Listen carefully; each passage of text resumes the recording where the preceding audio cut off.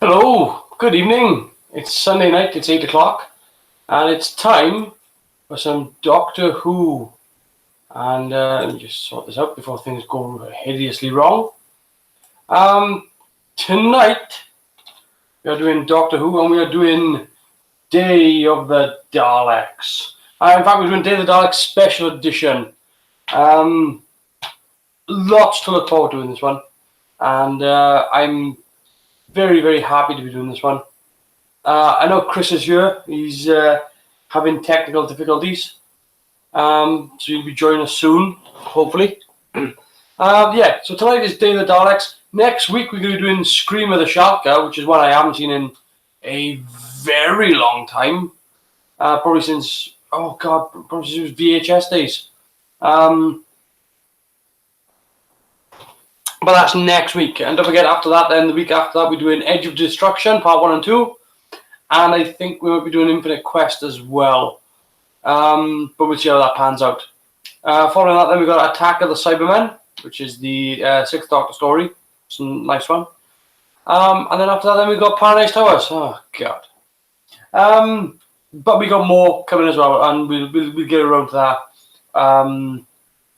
once we start working it out. But tonight it's going to be Doctor Who Day of the Daleks. It's the third Doctor Who story. Like I said, it's the special edition I'll be doing.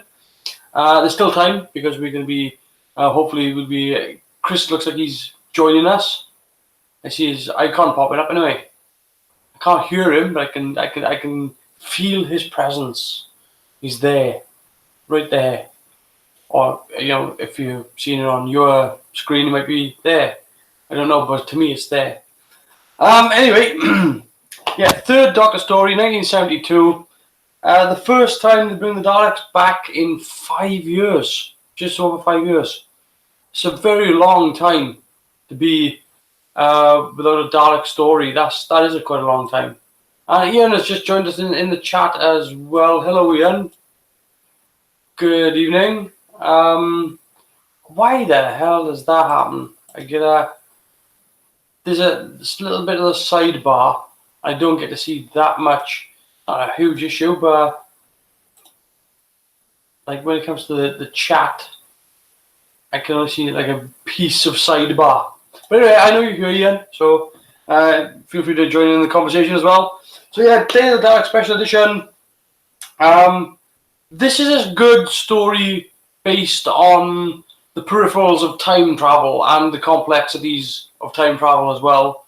As a sci-fi story, it tries to do a decent job of it, and it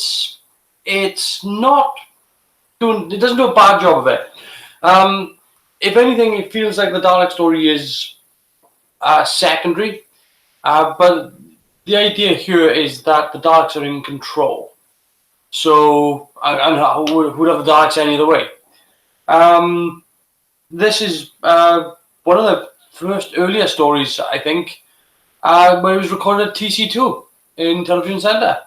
And, the special edition, what I like... Oh, hello. Hello, Chris. It's me. Can you hear me? I'm getting there. There we go. So what I like with the special edition of Day of the Daleks is the fact that they haven't done anything that didn't need doing.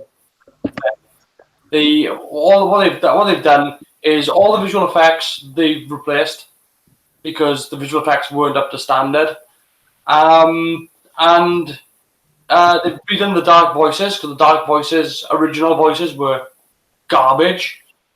But aside from that, really, the story just kind of plays out as it originally did. The other additions we'll talk about after we've watched it, because I don't want to spoil it for you, Chris. I know you haven't seen it, or have you?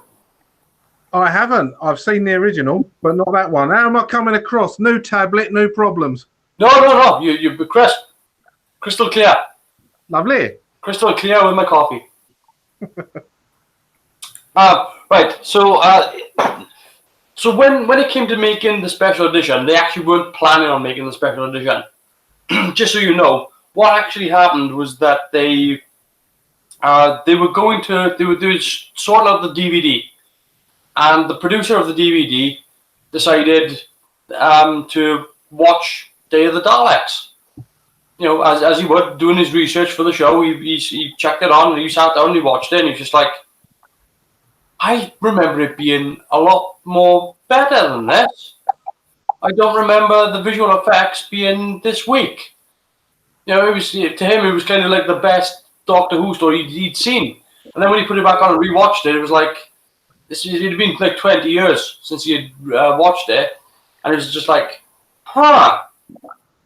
I don't remember it being like this. So when it came to doing the DVD then, he decided to put a crew together to actually make it the way it was that he remembered it. And I think that's why it works so well. Is the fact that, yes, they give you the original version, as they should, untouched. Just that's the way it was. That's the way it went out in 1972. And that's, if anything, it's just a bit cleaner. And what they've done is that they've changed just a few things just to give you the idea of, well, this is how it should have been. So I hope you're not overly excited for this, Chris. I mean, it's in my opinion, it's a great episode. But I don't want to overhype it for you, because I don't want you to be like, well, this is it. Because it's not, you know, don't expect to be all guns blazing and, you know, everything running around all the time. This is quite a exposition story, but it's done well. So, what do you think? What do you think about the special edition? Before we go into it, what are you anticipating? I'm anticipating really what you've said about it. So, you know, extra Daleks, effects that weren't in the original show, but I believe you've said they've made them look time correct.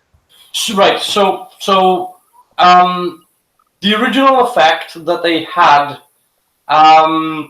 for in particular, this effect that they used for this, I don't want to give anything away as we go into the story, but there is this tunneling effect, right? That sort of comes at the camera, right? And in the original, it kind of looks like, if you can imagine what it kind of, you know, like a sunburst effect. Yeah. But imagine that, but done in 1970s technology. So instead of having this sort of like beam of light that actually just sort of comes out there and just sort of this rotating beam of light, what you actually get is this rotoscope effect of this swirly graphic that comes on the screen. So what they've actually done is they've copied the very similar thing to it, and they've just made it look a little bit better. Just gone, you know, if that's how you were going to do it, that's how you were going to do it, and this is what it would be like. Things that they have changed, we'll get around to when we get into the story. I think what you're going to find is that one of the things to take away from this is that it's a Pertwee episode. So expect some running around, expect some action. This is the first time Pertwee meets the Daleks, by the way. Before this, the last time the Daleks showed up was Evil of the Daleks, and that was 5 years previous, 5.5 years previous. Imagine that, a 5.5 year gap with no Daleks. But can you imagine them doing that today? Well, they haven't, have they? Or they bought in the coupe models with the big arses. It's crazy, though. I mean, like, you know, I remember what Stephen Moffat was saying before when he was talking about when he wrote in the Daleks, and it was just like, you seem to be writing in the Daleks a lot. And he was like, well, when I was a kid, it seemed to be a long time between the Daleks being there and then them popping up. And he said, but actually, it wasn't that long. Well, I'm sorry to tell you, Moffat, but it was 5 years. That's a long ass time. And I think they chose a really good story for a return as well. So it's what we're looking at now. 8:10 now. I really don't know what else to say. It's a good showing for Joe Grant in this, and I think that it tries. This plot tries to be a little bit more considered than just, oh, this is a sci-fi story, and it tries to involve real-world politics, and it tries to involve big ideas about time travel, and of course, given that it's called Day of the Daleks, guess who gets involved? So, yeah, that's pretty much all I've got to say about it, really. I'm just kind of excited about sitting here to watch it, and I've seen it. So, I'm at the ready. I don't know about everybody else. I've got episode 1. Is it still episodic? Yes, it is. Yeah, make sure that you've got disc 2 in. Yep, I have this 2 episode. I selected play all and then press pause before it started. Yeah, that's great. So I'm ready to go. I think there's nothing else to do, but let's go. So I'm ready, and 3, 2, 1. Yay! There we go. I can still see that Darth Vader ever since you said. Sorry. Well, every time I look at Darth Vader, I can still see the perfect title sequence. It's ruined Star Wars for me. I mean, I say it's ruined Star Wars for me. I mean, before the prequels and the J.J. Abrams nonsense. So here we go. By Louis Marks. Quite an experienced director on this as well, but it doesn't really show.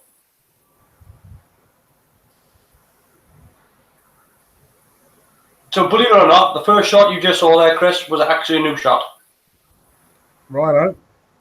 They've got the grain right then. They actually used the same cameras. Nice. That's how dedicated they were to making this. They actually used the tech that they had at the time. It's so well bloody done. I'll guarantee you, we'll get around to the things that they've changed after we watch it. It's worth just taking it in. Good looking set, good lighting.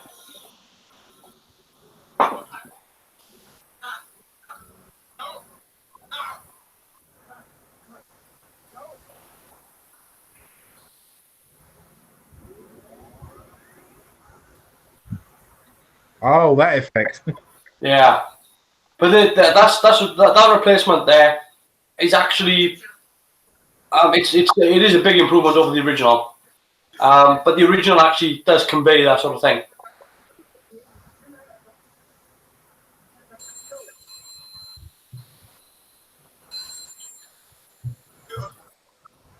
The brig. Bless him.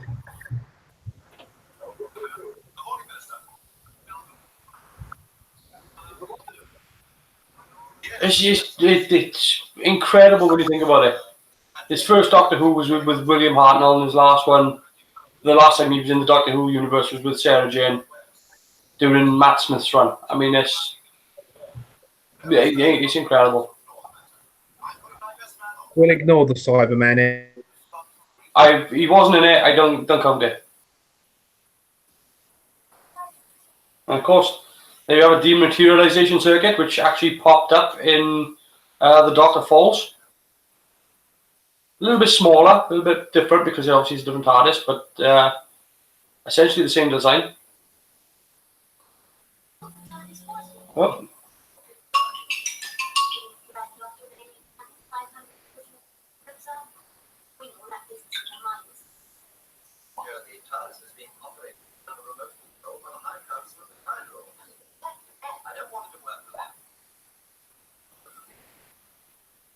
I just having a text off my mother telling me stuff that I really don't need to know.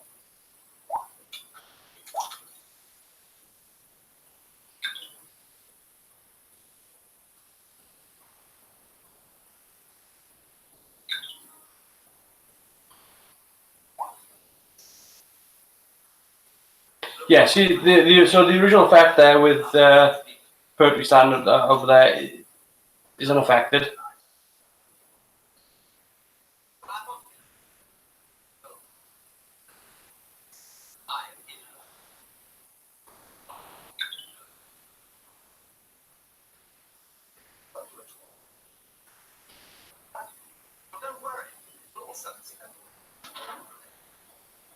It's not bad. I like the fact that they put them up against the yellow outside the door, because that was told me the self-screen color separation overlay. But they just used the same wall, so.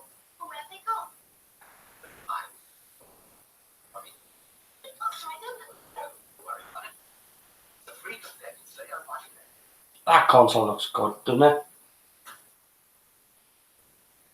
Just like that before, with all the little pan lines over it as well. It's quite nice.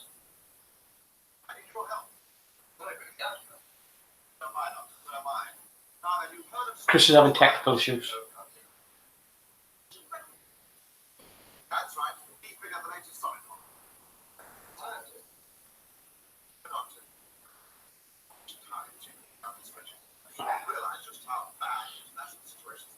Yeah, I noticed. Yeah.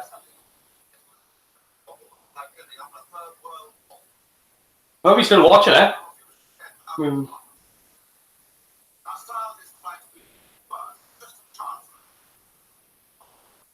I mean, call Pete Gingham sometime.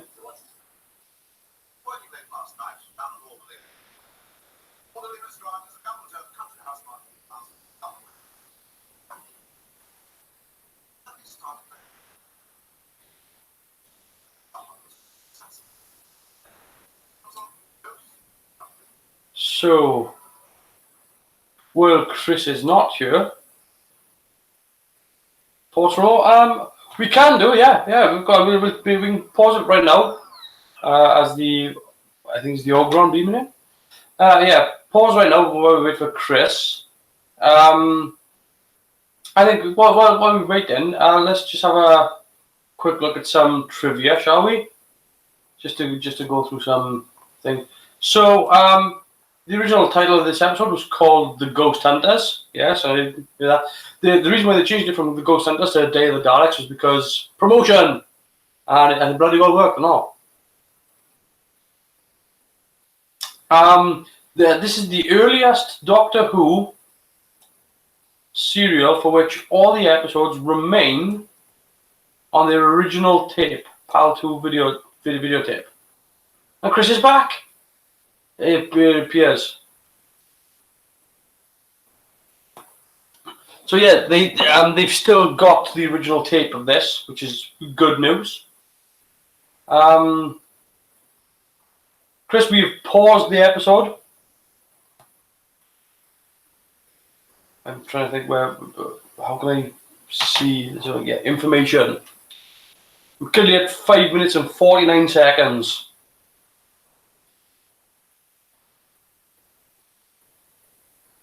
Bloody technology. Yes, you're not wrong.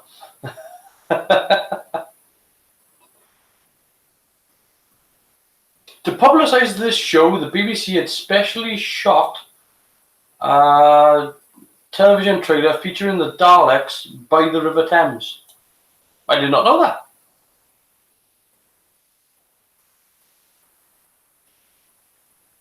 That's rather interesting. It's quite odd as well for them to actually specially shoot a trailer.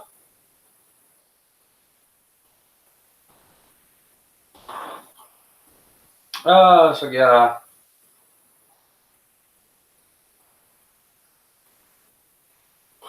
There were only three Daleks throughout the entire production. Yes, I know. It showed at the end. There we go. We got Chris. Sort of. You're having troubles, take it. Oh, I have no idea what's going on.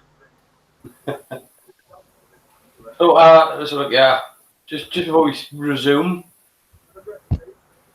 There you are. I can see you now, Chris. You. I know you're gone again.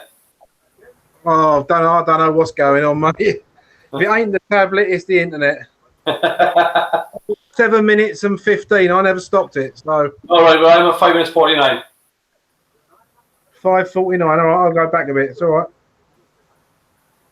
So yeah, the serial was released by the BBC on videocassette in the UK in July 1986. Been out for a while. Well, I'm at 5:49 now. There we go. Right, so start playing. 3, 2, 1, boom! You got In Comes the Soldier. Again, that effect isn't overdone compared to what was originally there.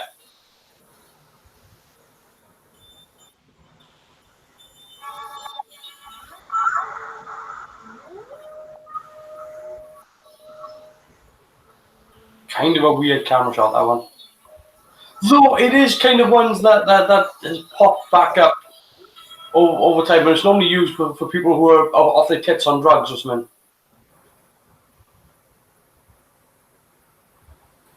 Yeah, this episode was voted number 80 in the countdown of 163 Doctor Who stories post Gallifrey, the 40th anniversary in 2003, making it the most popular of John Pertwee's 3 Dalek stories. Them guys didn't inspire the later Klingons. I don't know what did. The Ogrons. Yeah, but apparently as well, they didn't originally have hair either. They were given hair afterwards because they only had one mask or one size, and they had to fit different actors. So they slit down the back and pushed it together, and then they put the hair on to cover the gap. But they're not bad. It's not bad makeup considering the time.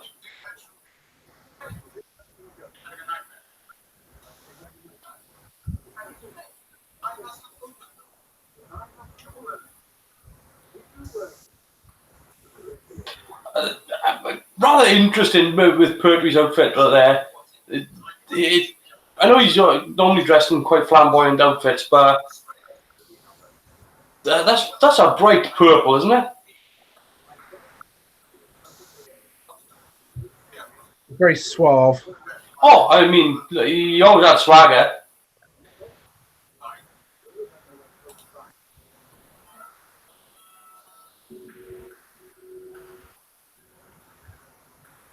Yeah, so all this location and everything is pretty untouched since 1972. You know, there's a motorway in the back, would be in the background there now.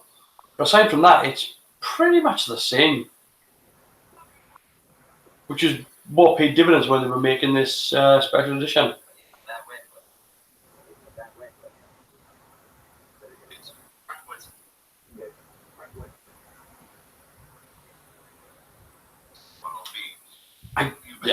I do like that prop. It looks like a gun, but it looks sci-fi enough to be a bit like a tricorder. That. I'm thinking the same thing.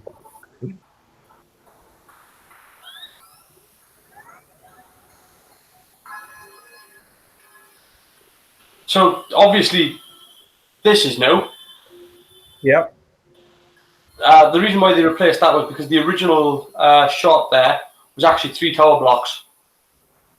Ian said he's going to be back in 5. No problem yet. Again, not bad looking sets, and even by contrast to the.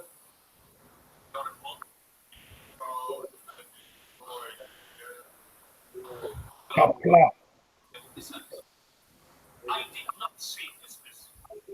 I want an intense fighter. There could be no relaxation until I found all those responsible for this menace and eliminated them.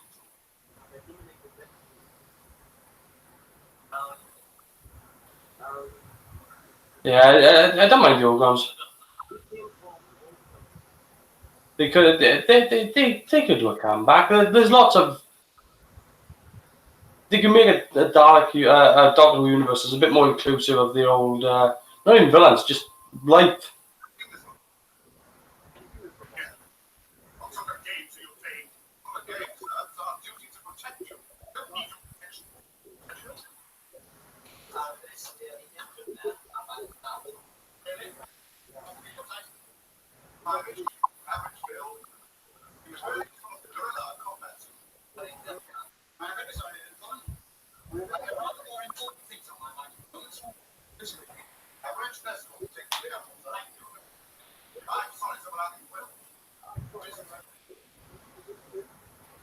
Beautiful set.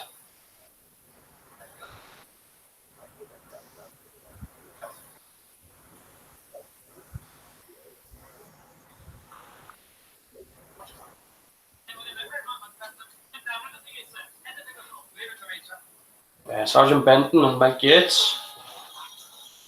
Mike Yates is another one that people forget about. He's in several Pertwee stories.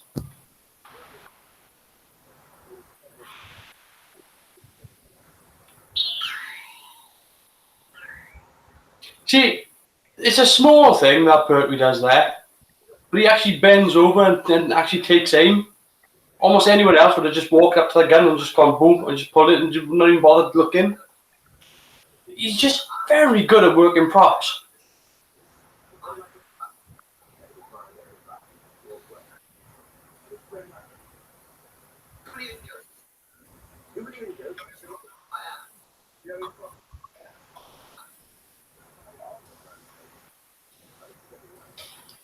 Anything you can do to have a start.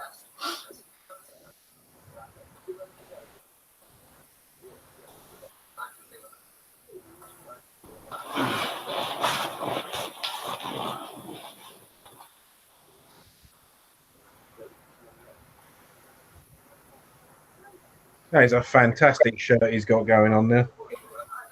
Oh yeah.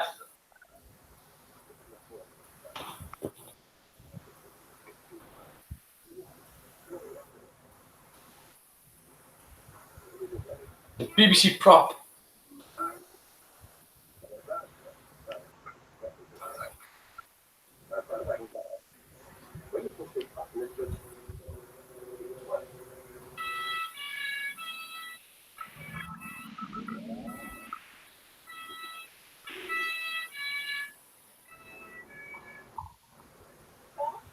She does an interesting thing where she's using the screen there.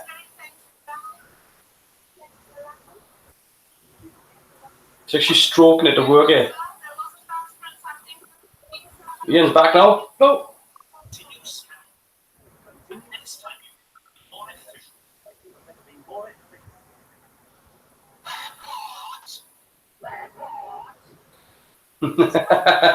Oh.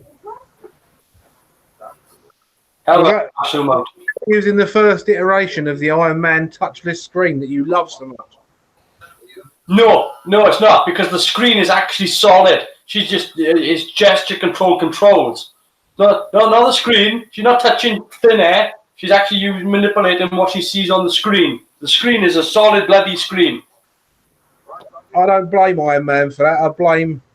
I bloody can't remember the name of the film now. The Tom Cruise film with the three sidekicks at the end. Yes. We Are the Wombles or something. Oh God.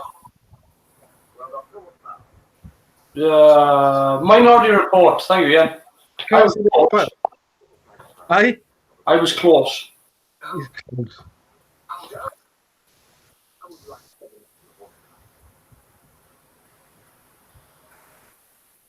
She's a very underrated companion, is Jo Grant. She does muck in, and God bless Katie Manning. She really was just having the time of her life.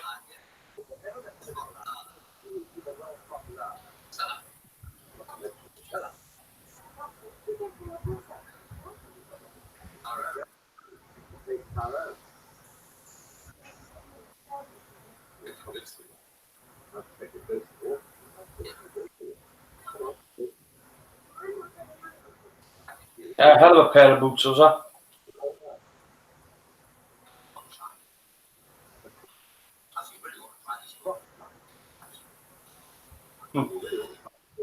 The amount of things that they wrote specifically for the Doctor to do just to keep John Pertwee happy.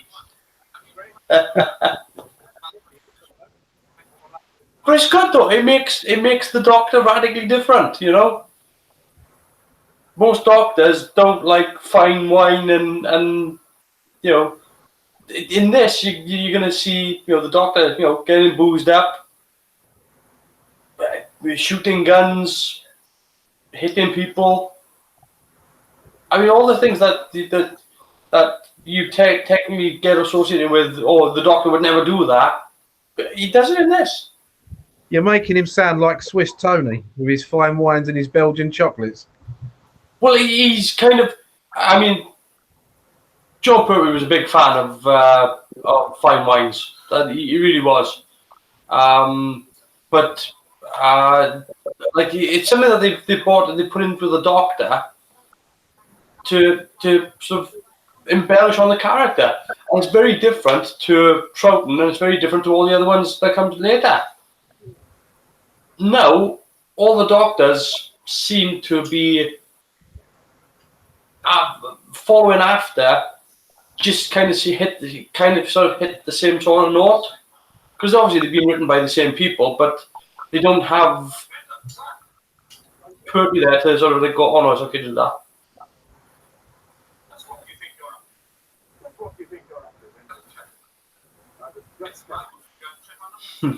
Mikey hits what a bastard.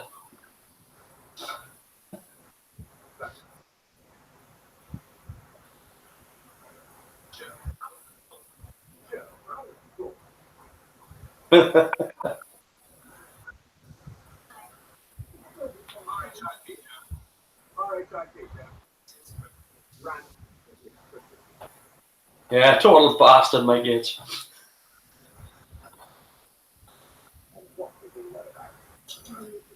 But yeah, I mean, like Tom Baker has certainly embellished on the role.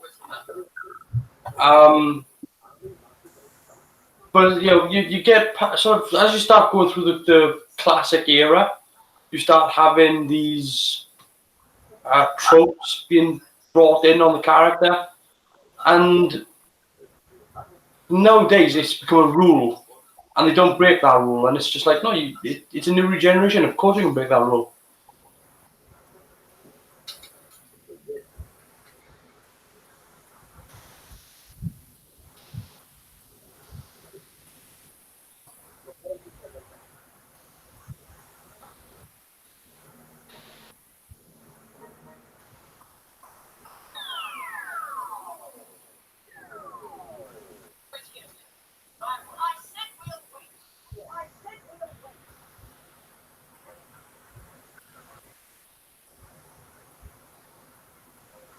But a wonderful looking set. Just really, I mean, we know they do periods very, very well. But it's just like making a grand house, or they really sort of embellished on it. The last time I'd seen a lamps like that in the alcove were in the Wayne Manor set from the 60s Batman. So it's a lovely print as well, isn't it? This they've recorded it from. Oh yeah, yeah. It's clean.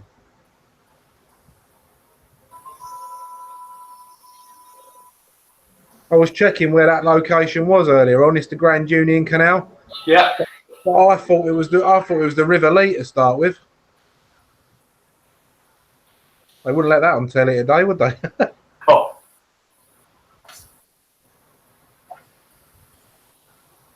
Yeah, the gunshot effect there with the disintegration.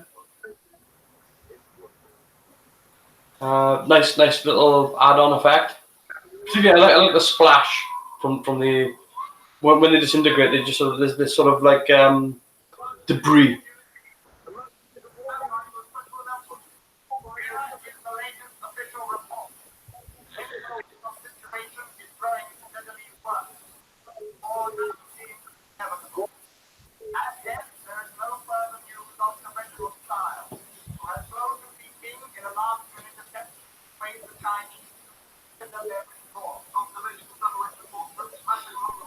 A lot of static acting.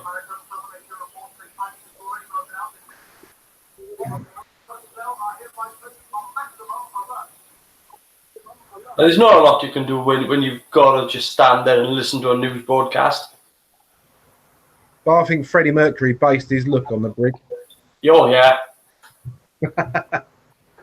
But good little bit of exposition there. But again, tying back into world politics, into sort of, again, midst of the Cold War, things breaking down. It's interesting how, when looking back at it, how alliances changed considering the world map and the world stage back then to where it is now. It's quite weird when you think about it,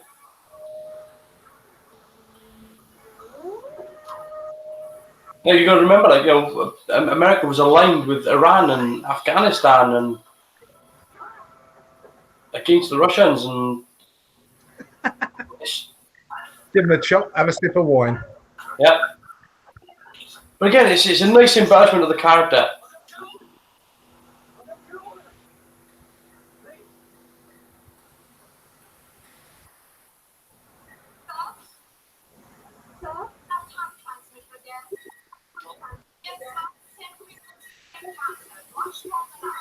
Right.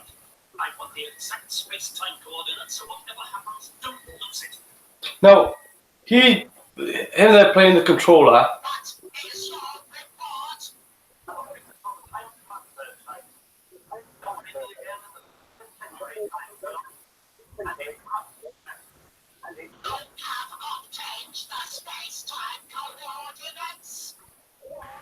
He's a very theatrical actor. He's shooting for the back row.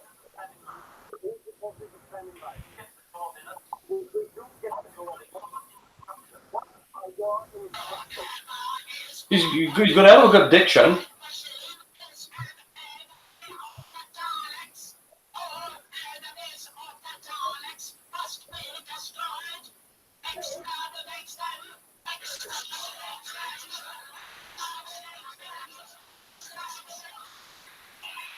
That's the end of that. Going into the second one. So that's the first one over and done with. Flies by, doesn't it? It's done well. Little additions that have gone in there. Obviously, like I said, I mentioned the disintegration effect. Was a nice little addition. We probably didn't realise while we were watching that bit there, but all those Dalek voices were all Nicholas Courtney. Nicholas Briggs, I mean. Not Nicholas Courtney, that would have been very different. Well, I did realise because you said so before. Yeah, but it's not something you don't know. It's not like it doesn't stand out, does it? No, it don't. It's really well done. So, and even again, the effect there of that where the Daleks caught up the controller, they painted that wall back in and done a drop-in effect for the screen because that wasn't how it originally was. So yeah, it's been done. They haven't done anything that's going to interfere with how it was originally. They've just done what it said in the script. That's what the script says. Let's do that. Now it does talk a bit about world politics and time paradox and the limitation effects and grandfather paradox and that sort of stuff. I think it's a good mix, though. It's a good sci-fi mix, but it's easy to understand. Yeah, that's pretty much that effect there. That's pretty much how the original sort of emerging through time effect looked.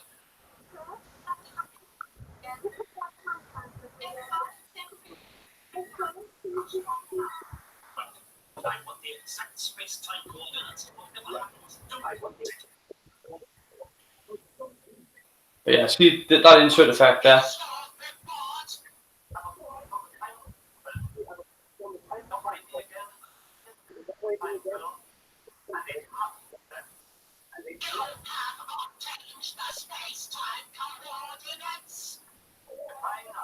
So there's something interesting going on there. If you look at the Daleks gun, that's an overlay. Yeah. It's actually the light. You see the light bouncing off the plunger.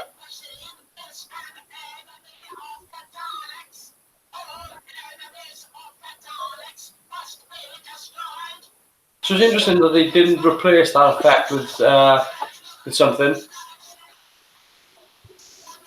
But again, you deal with an all-silver set, but it's lit right. That's rather weird that they actually introduced the screen there. Left it in.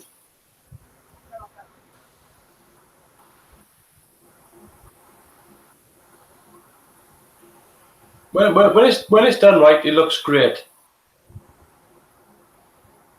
I wouldn't trust that door. I have to report that we have lost the No, nor do I. submitting on the fuel. It might luck those wires holding it up would snap.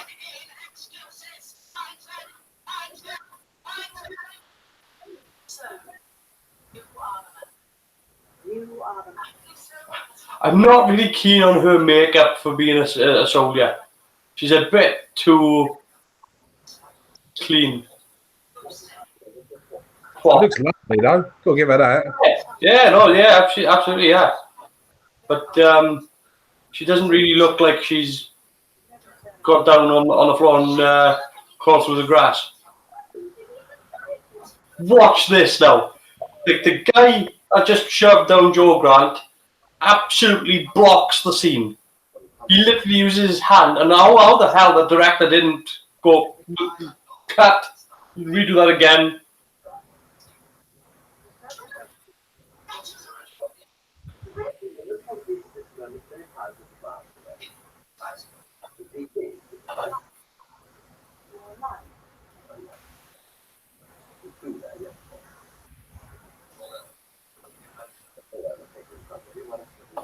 Yeah, so I actually don't mind those guns. They're quite interesting in design.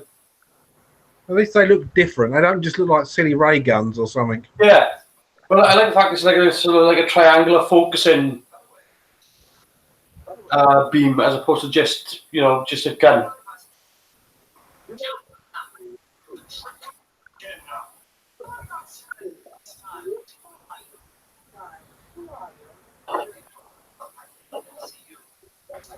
Watch this already. Who is in command of this mission? Who is in command of this mission? A soldier. We are soldiers, not you. Go outside, I do. There you go. I said What are you doing? Realism. What? Put it away! You're blocking the shot, damn it!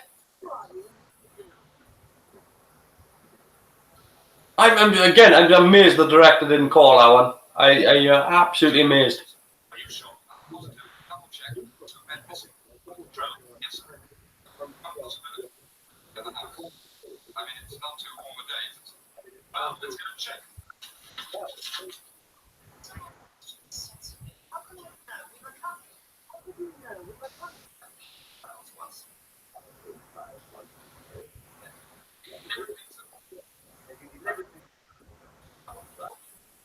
It's a good possibility that that drink in those decanters there on the table are probably genuine.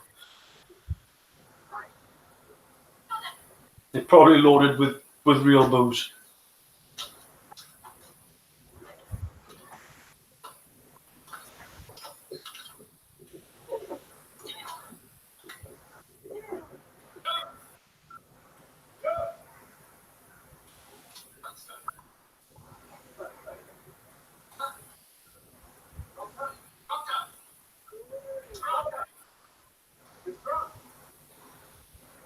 That's unit's ability to search a house done.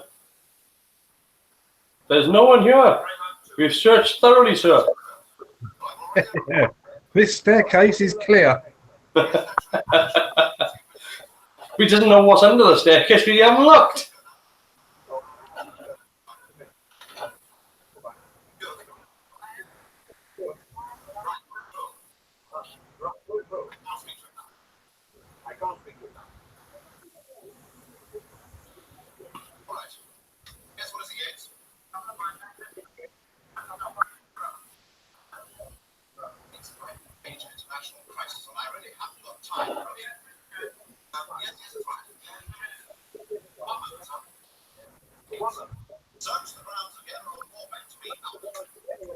Come on, he didn't say it to begin with.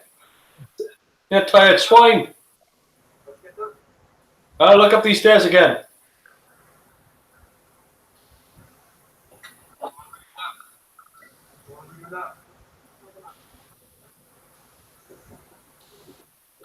Again, all these soldier terrorist types, they're all there's not a speck of dirt on that camel.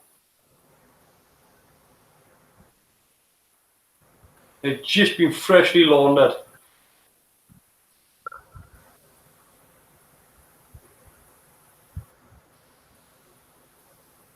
Hell of a set, though. I know I keep saying it, but bloody hell, like. So layered and detailed. I wish they would do that with the sci-fi future sets. It's all green screen and CGI now, mate. No, but I mean, like the last time I saw a sci-fi set that actually did embellish like that was probably Blade Runner.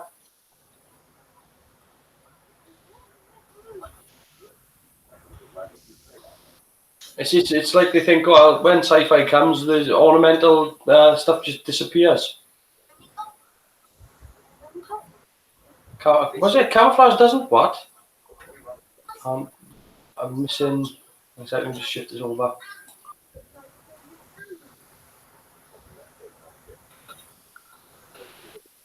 I can't. What the hell?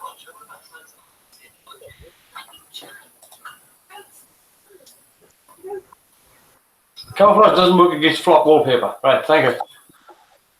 For some reason, I couldn't read that.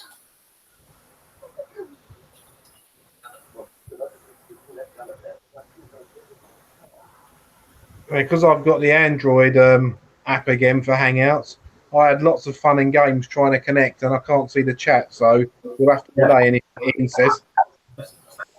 No, I've got what it is. I'm missing like 3 characters off the end of the sentence.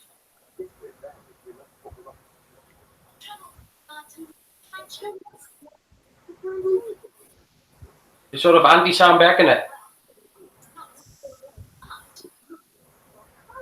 They've sort of got a quantum leap effect as well.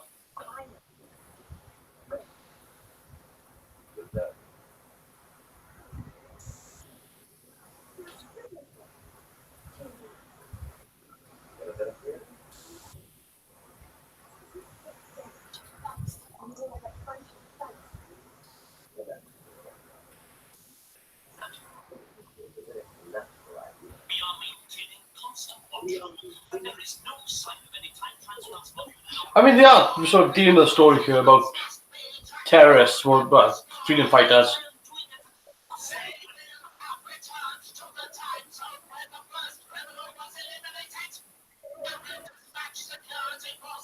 It's kind of weird that I don't think it's a story that gets done really, really well these days, because these days terrorists are seen as terrorists, and freedom fighters aren't seen that way now. They're not seen as the heroes of the story.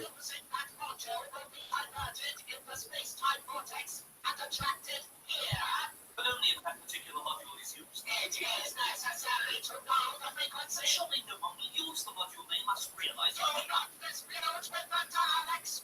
The function of the human is to obey. Activate the magnetron.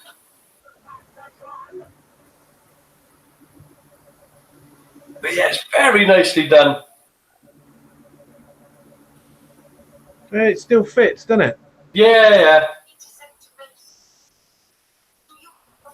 Again, there's nothing that really sort of poked up. V for Vendetta. But that was quite a while ago, wasn't it? V for Vendetta, 2000 something. Was it V?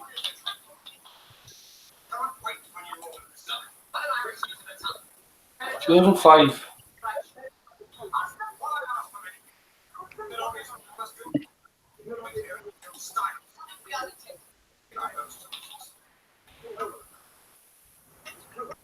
"14 years ago. Back when Hugo Weaving had a career."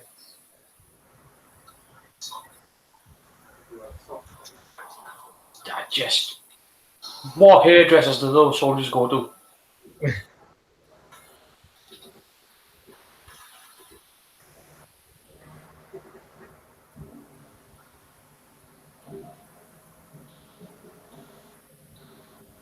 What I like as part of this is the fact that the future costumes are actually just normal camo. because like they would have been any of the production. They'd have probably stuck them in like some sort of silver or something like that. But they've actually gone no. These are soldiers, so they dress like soldiers.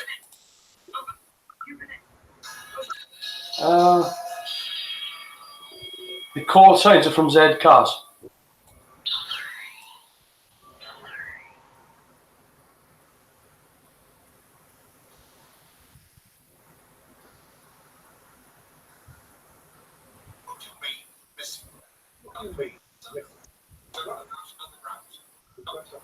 So it's worth noting as well that this episode of Doctor Who was actually recorded multi-camera.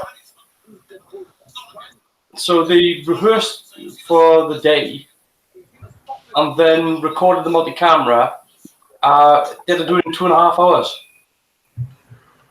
Because that's how long they had the recording machine there for taping.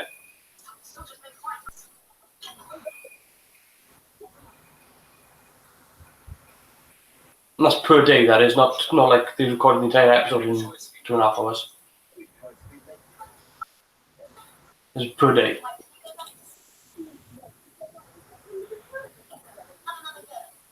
You had a jigsaw depicting the story when you were little. Oh. Probably worth a bit.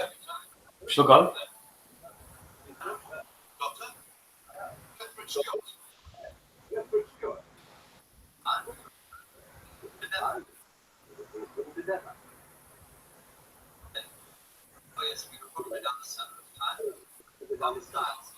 I love those tight stylophones. You're sure that everything is normal now in that house? Styles is coming back as far as I look. I don't think that's very wise. I wonder if that's the same prop. Because it looks like it's exactly the same phone.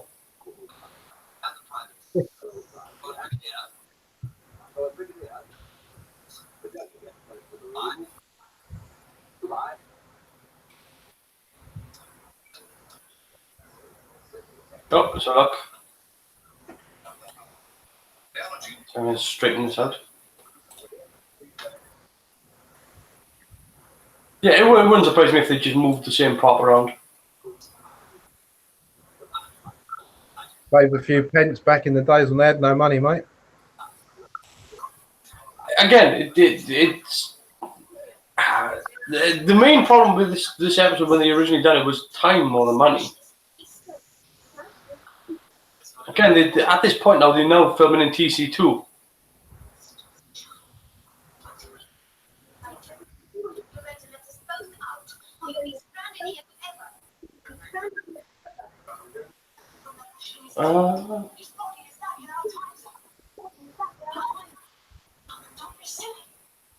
Yes, the original story was revolved around the Ogrons rather than the Daleks.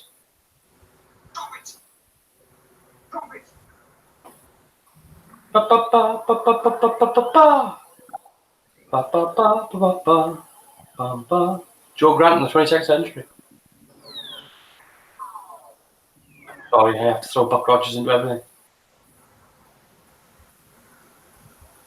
That was actually a pretty cool effect, that green one at the end there. It's not bad.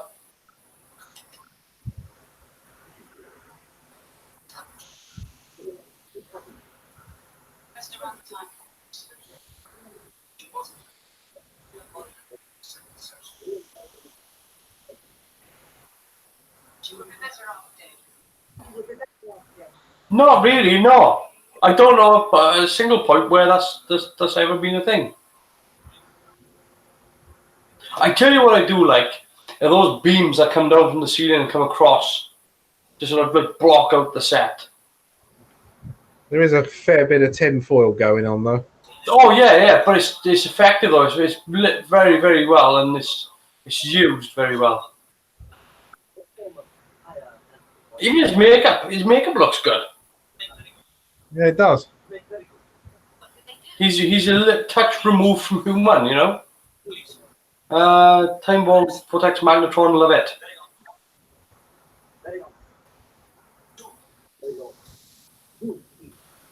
You've got to remember the challenges of filming on a set like this as well, with all the silver around, is that you have to still hide a camera crew.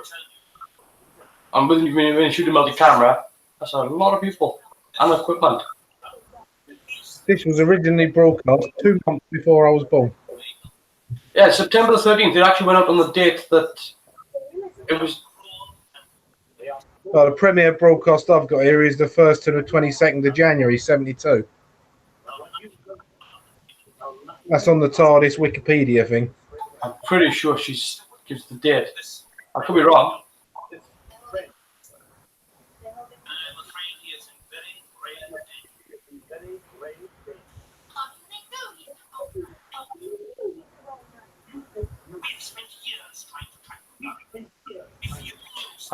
He sang Candyland song from Charlie and the Chocolate Factory. He did, yes.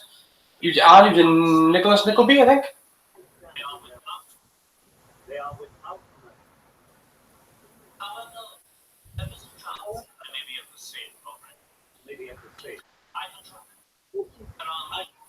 But again, he's very theatrical. Good actor, though.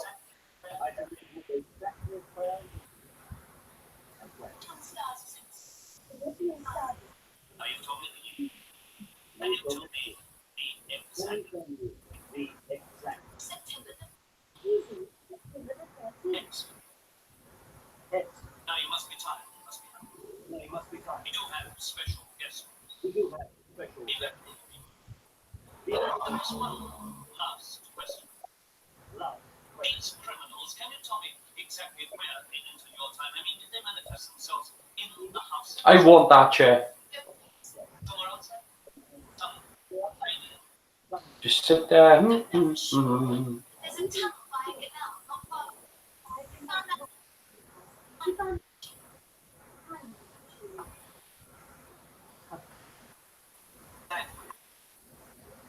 I'll call you as soon as we have an email. Yeah, I'd love to have that chair. Can't do the error there, but no mind. Today in the Dalek house.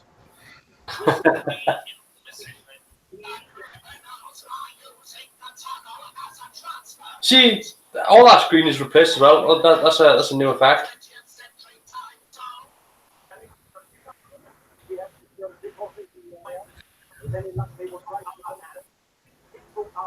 He's just chewing that scenery. Throwing it back. It's sign of a good actor when they play it like that, though. I mean, if you look at Alec Guinness playing Obi-Wan in the original Star Wars, he thought it was a load of bobbins. Yeah. But he played it like he'd play anything else. Yeah. Well, I mean, yeah. Again, but like it's with him, he's playing it big, but it's not that sort of character. It's not that sort of environment. Like with Linda Barron when we were watching Enlightenment, she was shooting for the moon. Yeah. But she was playing a Q type character, whereby she would act on it anyway. Do you know what I mean? That is such a good effect.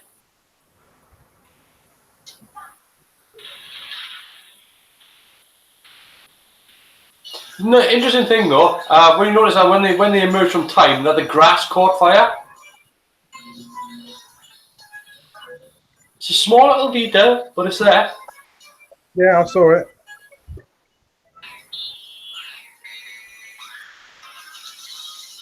That's so lovely.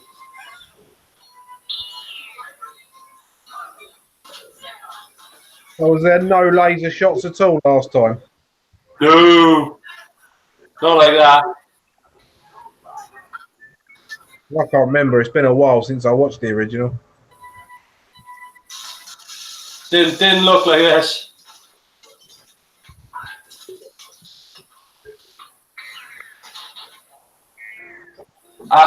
In the original there, I think the ogre just falls down.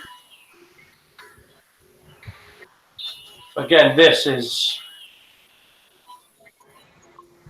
Want to show the millennials that say the Doctor never uses a gun. Well, I think you'll find he does when he's John Pertwee. Damn straight he does. It's a great effect as well. Yeah.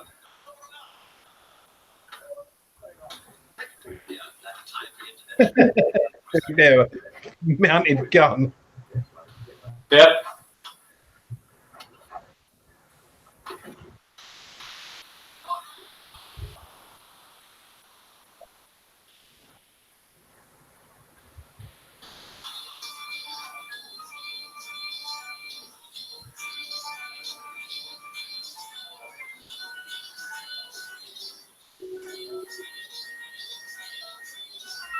Again, any chance Pertwee had to drive a vehicle. Drive a vehicle at dangerous high speeds. Da, da, da, da, da, da, da, da. Changing history for the worse. Oh, that is a cliffhanger. Yeah, it's a doozy as well. So that's the second episode. What do you think so far? Oh, it's up there, mate. I'm really enjoying it. I'm loving all the laser effects and stuff like that because I'm a big kid. So. I would guarantee you the shocker of it is that, like, if you were to go back, say tomorrow, and watch the original, you'd be amazed at just how that's not there. That's probably the best way I could put it. The Dalek voices are probably the most off-putting, I would say, because you can live with ropey 70s sci-fi effects. Because you know that they were trying hard at the time, you know. And there's one of the special features on this DVD actually shows. There's one on there where they actually talk about the vision mixer, and he's saying about the equipment that he had back then. Some things that he had back then were more capable than some of the things that the vision mixers that they were using right up until the television centre closed. Just because of the advantages of being able to mix more channels together. Whereas in later productions, it wasn't so necessary. But yeah, the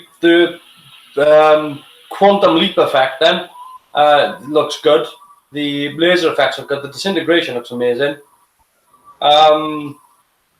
But you probably didn't notice in the attack as well that during the attack that there was actually one replacement shot. They actually had people dressed as Ogrons and troops.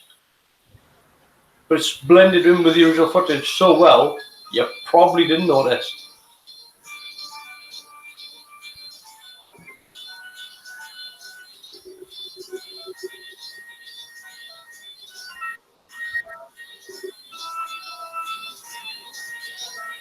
Talking about that was fun as a biofilter, like a transporter, and it cleans them.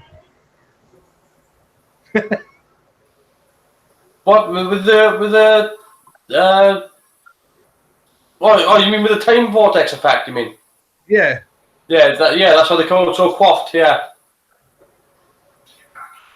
It's not just a time machine; it's also a laundry machine. Again, hot tub time machine.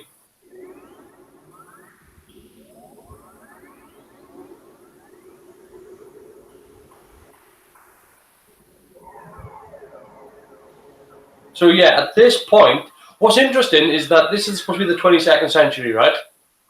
Yeah. The Daleks have invaded Earth. Guess what is set in the 22nd century? Daleks invasion of Earth? Yep, 2153. Yep.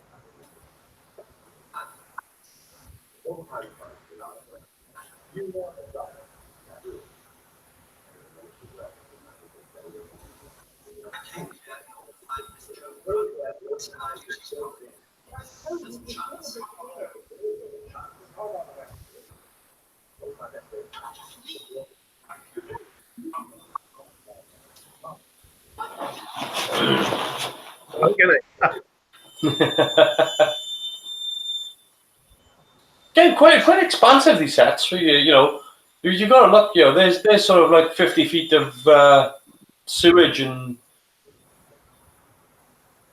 brickwork sets and all that. Multiple tunnels. So they say we have invaded Earth again.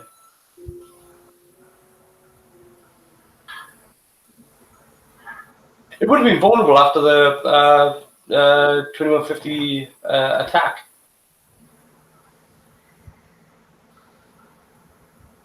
But it makes sense that they would try to change time.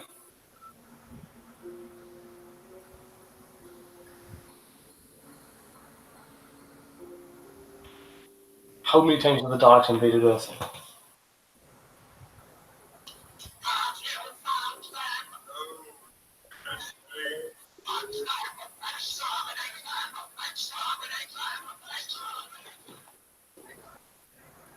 So one of the Ogrons is actually trying to be an Ogron. The other one really isn't bothered.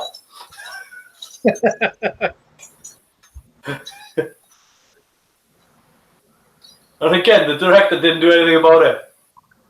There was no consistency. Technically, though, it looks great. I mean, even shots like this, whereby it's just focusing on Kirby through the bushes. It's nice to use the environment. Like these days, that would be done in mid-shot.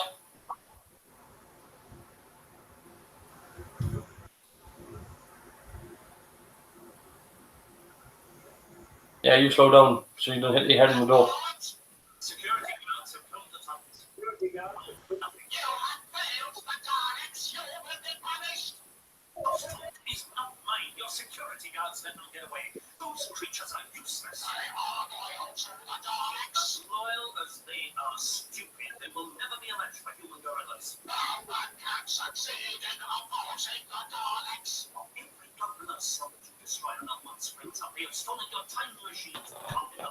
Steal your weapons, your explosives. These criminals will be exterminated. Good luck. The Daleks will destroy them. If only you would let me recruit more human security guards. They are treacherous and unreliable.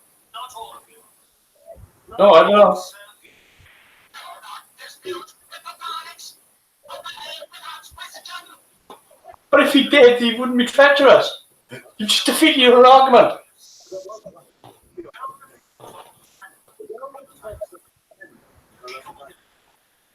Did you say Doctor? He appears to have come through to our Yes, I did, you there, bastard.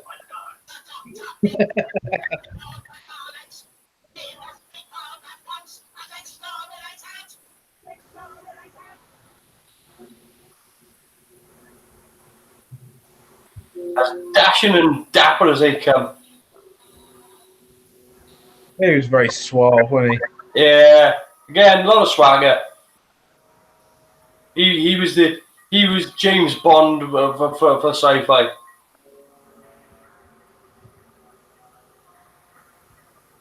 Again, it's what made Pertwee unique as the Doctor. That's why it becomes difficult to really sort of go, oh, which one was best, because how would you categorize this versus, say, Sylvester McCoy? They're totally different. Totally.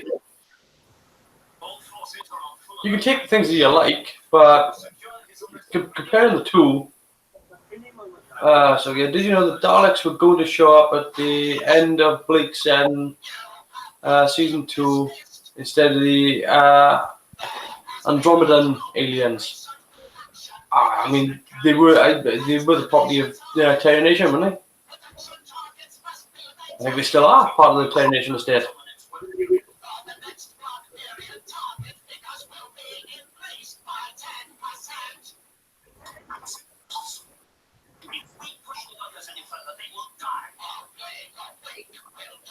If you notice that there, if you look at the gold Dalek, you can actually see the bit where they have to rush it through, like, and there's a paint run down the down the side. I don't think you'd have originally noticed that.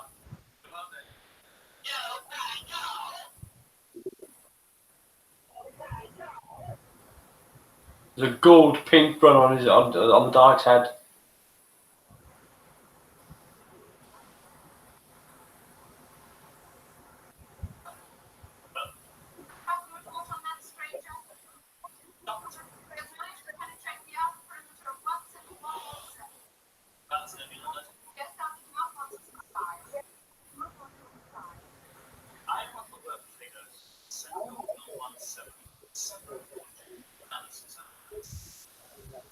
It's, I want the work because of all the so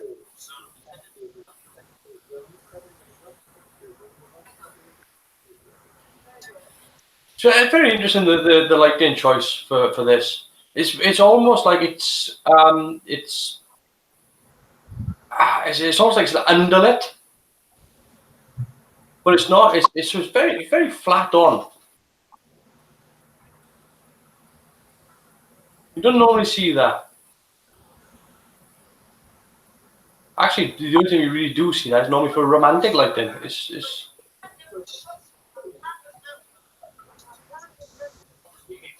or we could. Now is when it is. Right? We could have succeeded. And fight it. It wasn't there. Security guards, man. Be quiet. Not you. I see it's exactly the same. We still have a job to do.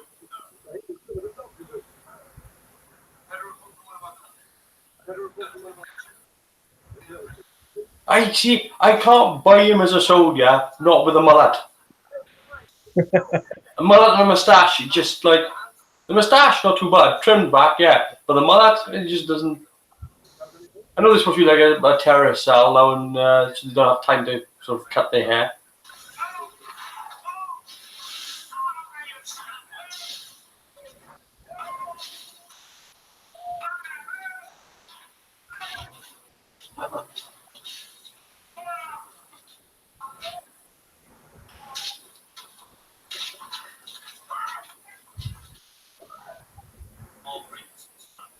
More great. Oh, it was just a light snap, I assure you. Now, later on, I have a real treat for you. And with a genuine It doesn't look the most comfortable.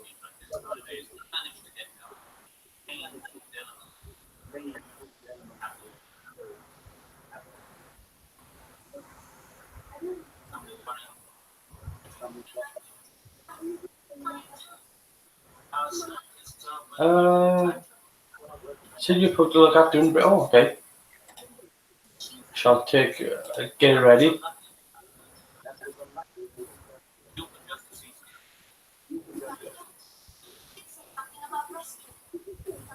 There is something about him.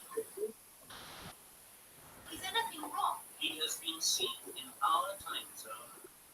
The criminals protect you, not as they did. Where is he? Don't worry. We're on this track. I expect to see him at any moment.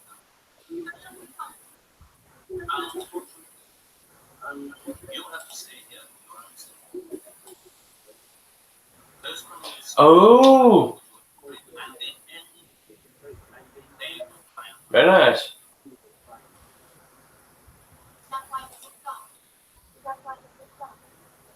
Is there something?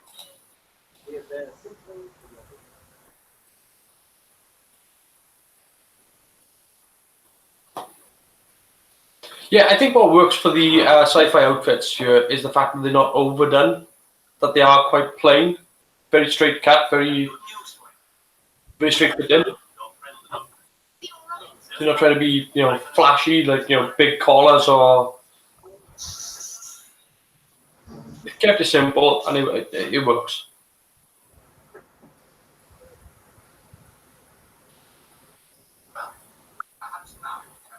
He is great. The interrogator. Bit Roman looking, but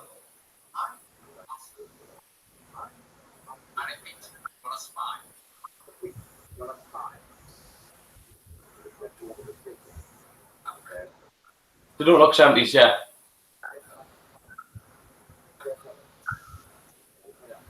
I think I would have lost that helmet that he's wearing.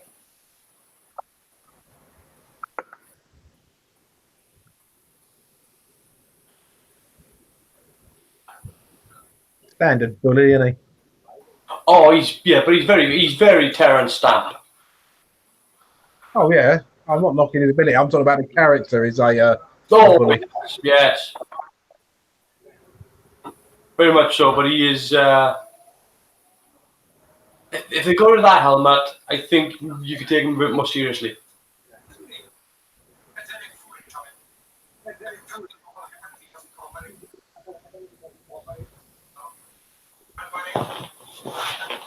Yeah, I do like the straight cut of those suits.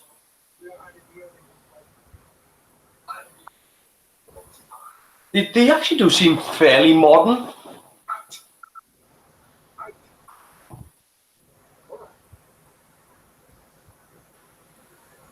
They actually remind me of the, not minus the color scheme and the shoulder lapels. They actually remind me sort of like the jackets that they wear in the Orville. Yeah, yeah.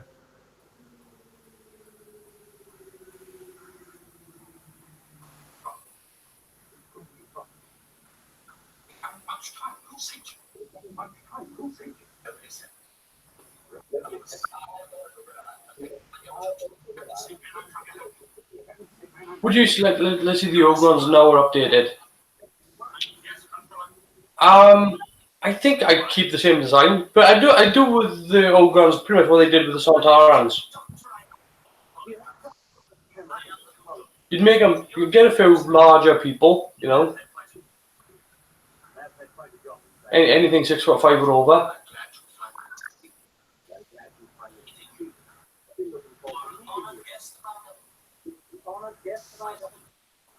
And kind of give them a makeup so they all look like Mel Smith. Still Dalek henchmen? No. No. They do their own thing. They were subservient to the Daleks, but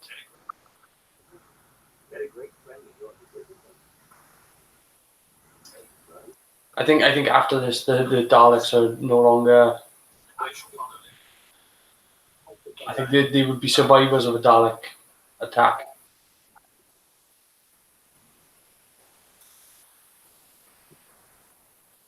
You can actually see the studio wall there.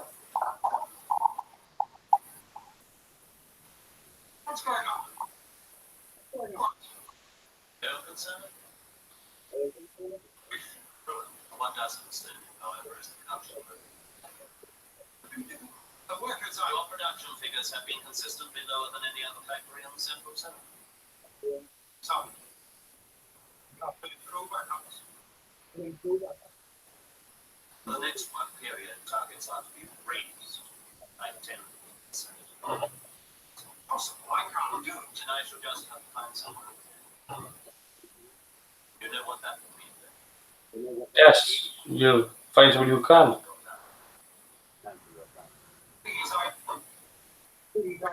I don't know if it's very late or very early, but everybody's got bloodshot eyes.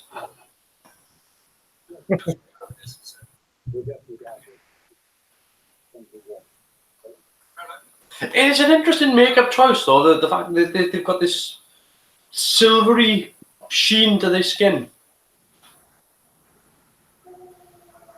Unlike a lot of things at the time, it doesn't look rubbish. No, but that's it. I mean, there's a lot of it that's done for subtlety.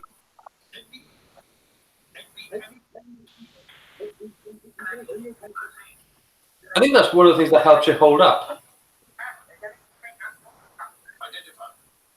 I mean, the other thing that helps you hold up is like when you saw the vehicle earlier, it was Land Rover Jeep, Land Rover wagon, which really hasn't changed. Well, the Land Rover Defender hasn't really changed. No, but that's what I mean. It's not really out of place. Now, what is the deep man makeup?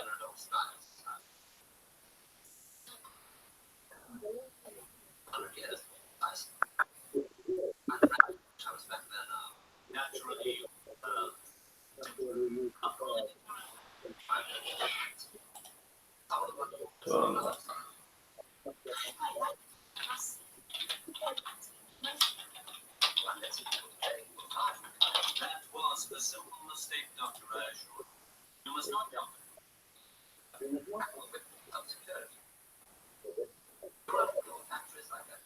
There was no memory, no. Oh yeah. The warriors are deep with the samurai Silurians.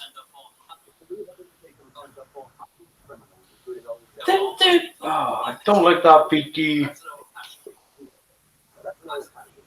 assure you that should be economically run. That could do with a bit of an update, couldn't it? Still, nice little time. Places like that.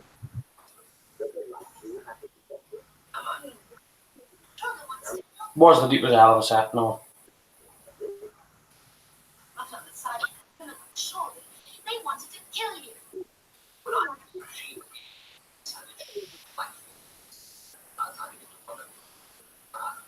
Creatures aren't being savage. Exactly.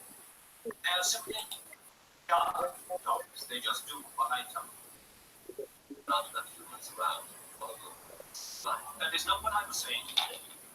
What you're saying is the entire human population of this planet, apart from a few remarkable exceptions like yourself,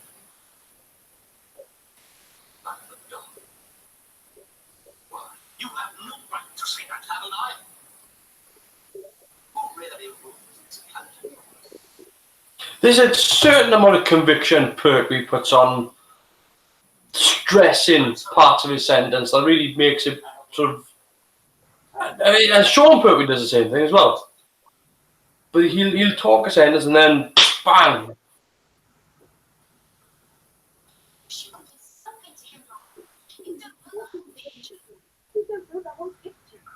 You don't see that in British television anymore either. A gratuitous pan shot.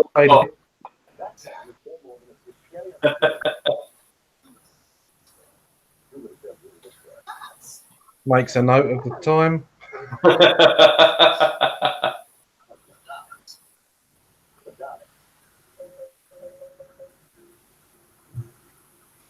This impressed me. When I saw this for the first time.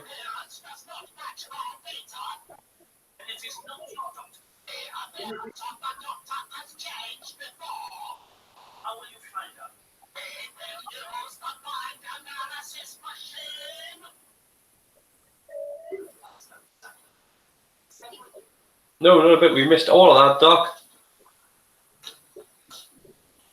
Bad choice for some exposition.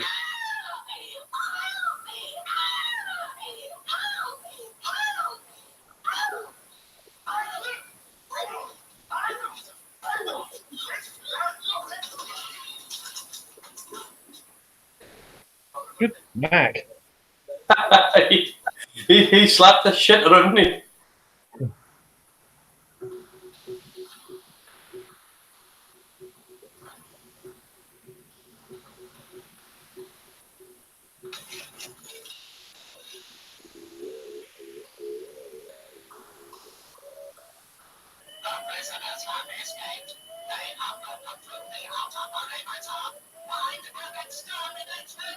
We need them alive. The prisoners will be recaptured and returned here for mind analysis.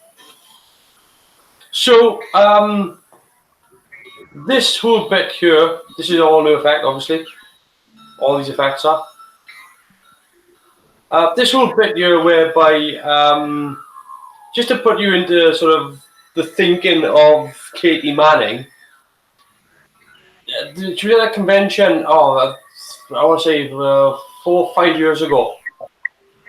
And she was at the time an avid motorcycle rider. And somebody asked her, why didn't Jo Grant have her own motorbike? Why did she have to rely on, the doctor? And being ever the one for common sense, she was like, well, it would have been great to have had the chase with her on both bikes. But, the show is called Doctor Who, and he is the hero of the show.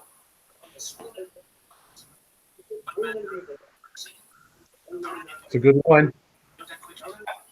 It's just, why doesn't Jo Grant also ride a motorbike considering Katie Manning can? Well, it's not the point.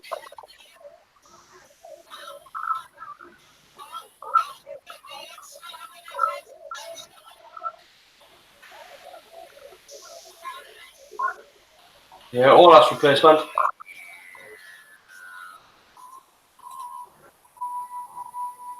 That's the third episode done. Hope you're enjoying it. Yeah, very much so.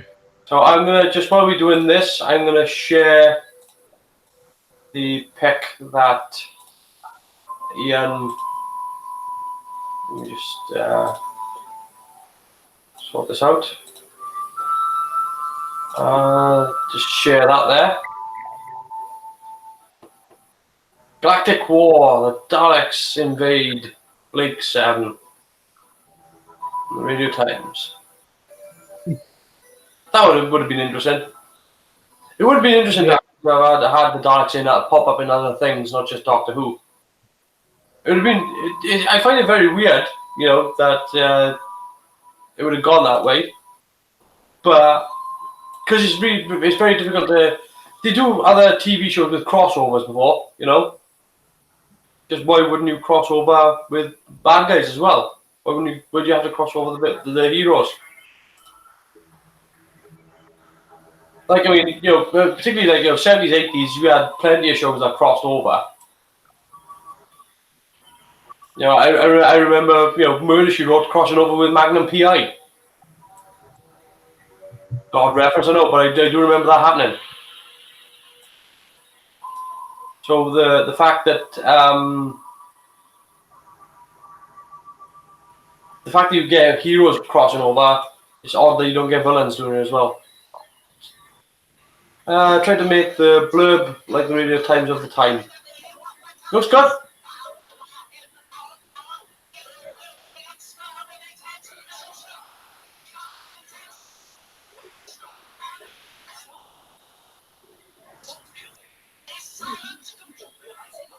God, so much ham.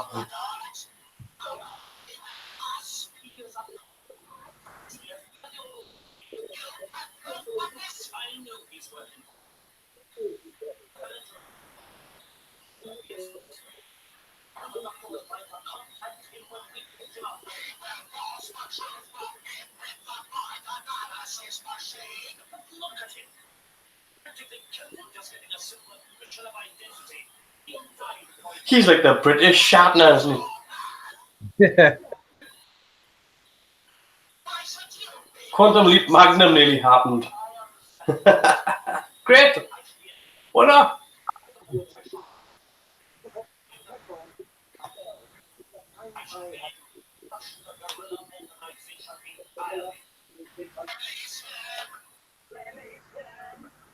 His elocution is superb, isn't it? It's just amazing. You can imagine though, you can see where his training has come from, whereby he is actually, he's got up on the stage and he's just enunciating for the people up there. He tries to command the room when he's talking to the Daleks, like you and then you and then.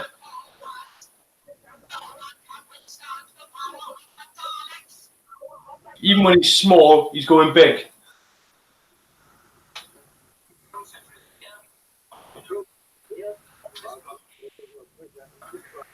And again, you can see the difference between like his acting and Pertwee's acting, and both on the stage trained. But Pertwee's more used to the television, so he's more able to tone it down and punch it up when he needs to punch up.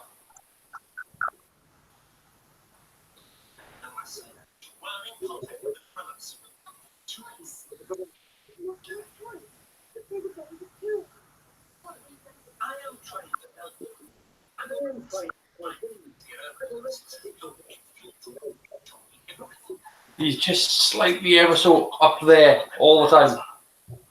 He needs to come down a bit. Have a bit of shape his performance. Kind of works for it though, because he's stressed under the command of the Daleks.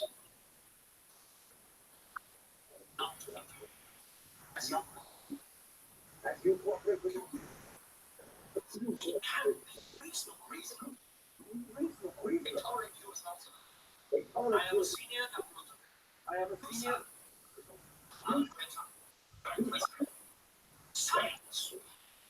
I do not understand.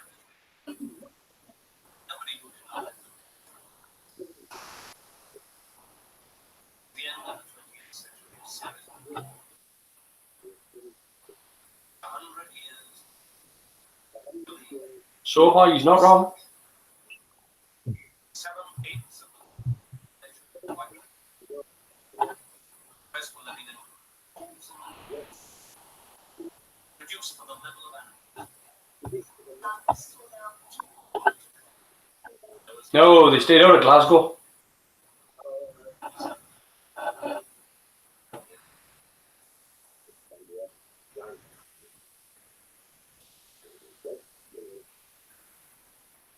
men who were strong enough to cross some lives pressed.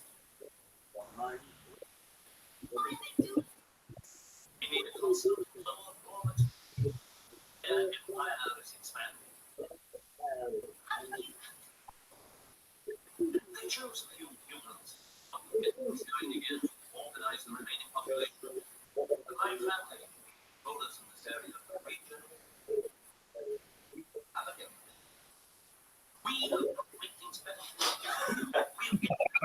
I have saved lives. No one can find it. Which are criminal. Handful of fanatics. Most of them have been killed already. I assure you, there is nothing they can do. Yeah, they tackle on a housing estate. 22nd century skip. Still got somebody's mattress in it.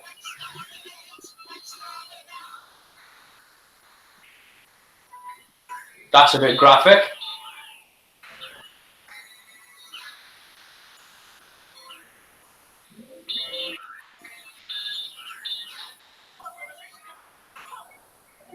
Yes, all very well done.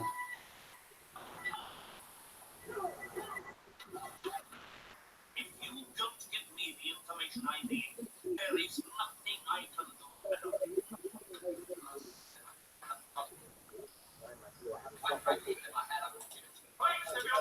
I'm sure children got their own day. You're right. You're coming with us. No one can help me. Much to do. As for you, my friend, what's the matter? You don't know how much blood there is on his hand. He's not your real enemy. He's not the Daleks. He's worked for them. Yep. Doctor's logic there is infallible. And returning the lifestyle favour as well. Giving him food for thought anyway, I suppose. Yeah, exactly. He's left him live so he can think about what he's done. Touch again, Search again, Yates. You keep getting to the bottom of the stairs and stopping. What's wrong with you? When you were a child, Yates, were you particularly shit at hide and seek? It was good if you were the one hiding, no? You'd never be able to find him. Game's been going on for 42 years. He's probably still in that house now looking. That's why you haven't seen him in New Who.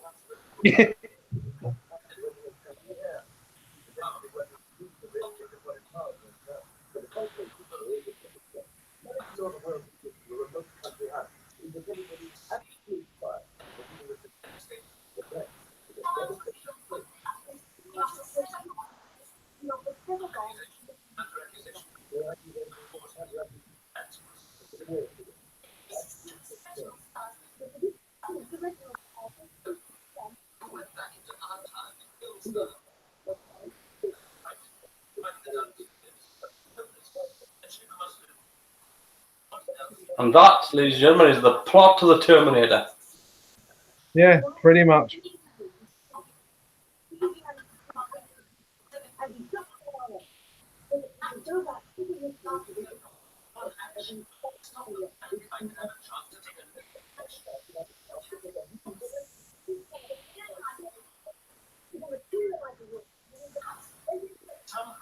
troops from the future send people back in time to to change the history, to stop the invasion from happening.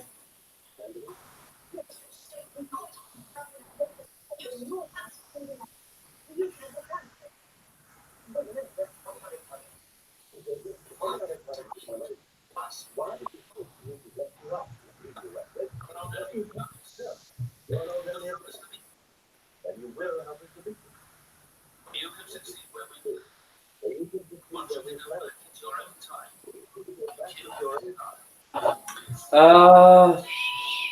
Other girl from Harlem Nelson story, Demon with a glass hand, no limits. I mean, there was a Twilight Zone story as well, with the soldier, which is very much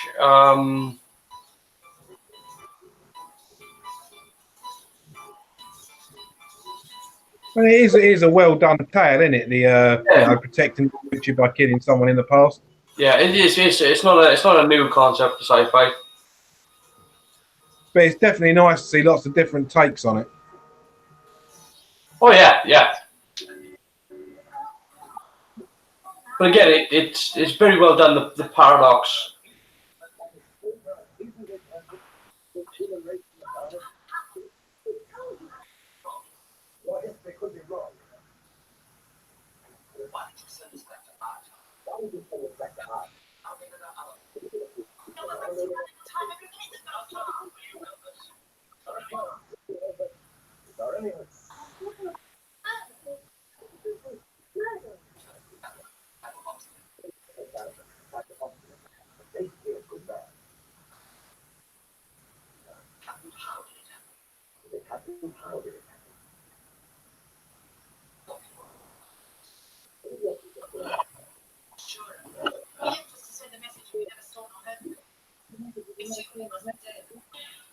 It's a nice little coming in full circle here.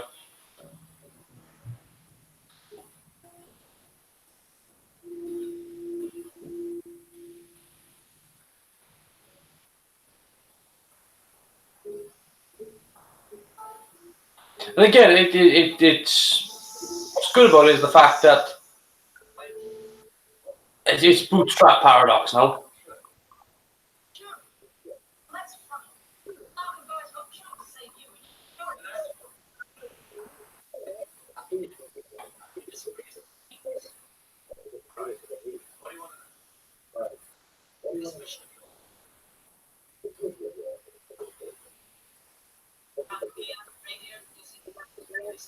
Odd hairdressers.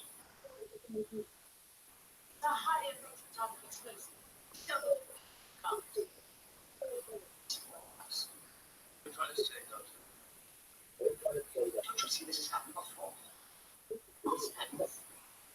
You would have to change history.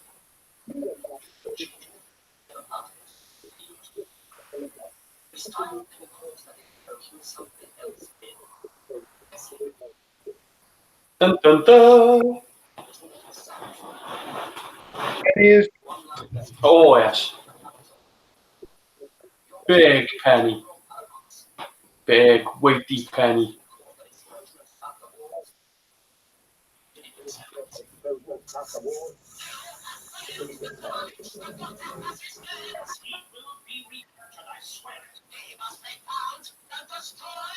I do like the different colour Daleks.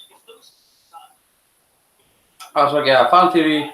The Dalek ship from Power escaped from this aborted timeline, which is how the Doctor just after he, which is how they know the Doctor just after he regenerated from in Power of the Daleks.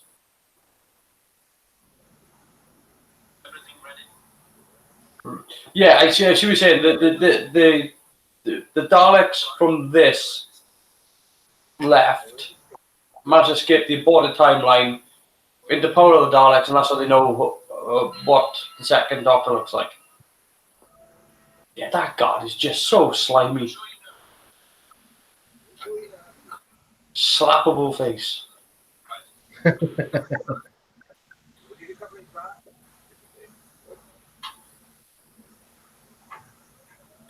Good use of location as well. They do with this.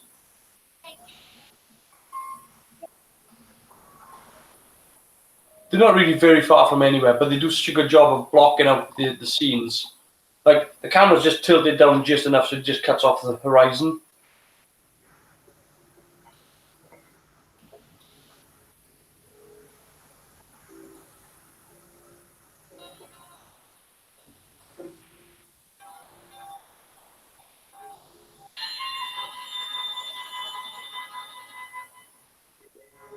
Dun dun dun.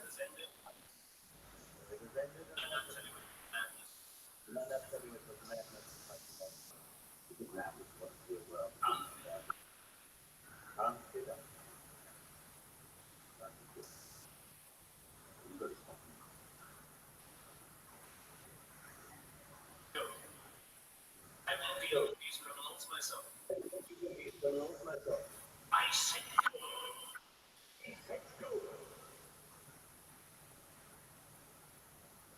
Yeah, the Ogrons in the modern makeup of the Ogrons would look interesting.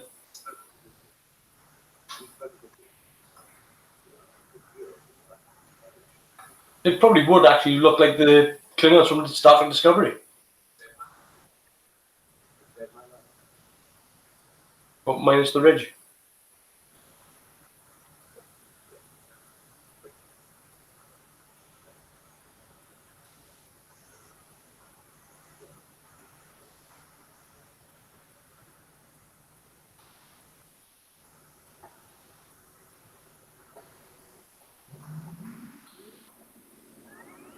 Very nice. Very nice.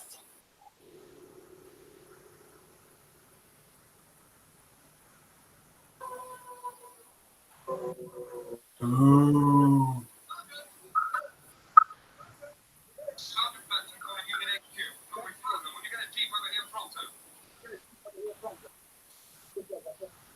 I am sorry, they were too quick for us. You have betrayed the Daleks! No, I told you before. Those security guards are no match for humans. You are a traitor to the Daleks! You must be exterminated! Who knows? And he's just proving you wrong. They have come to exterminate you.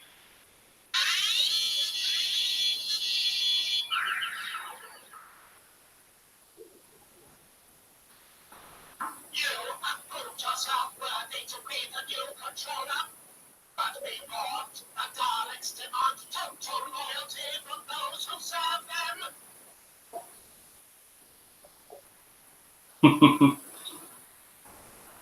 They must follow them in Just scum. Total scum. Yeah, bastard. They're just going to leave his body there as well. Like, nobody's going to take it away.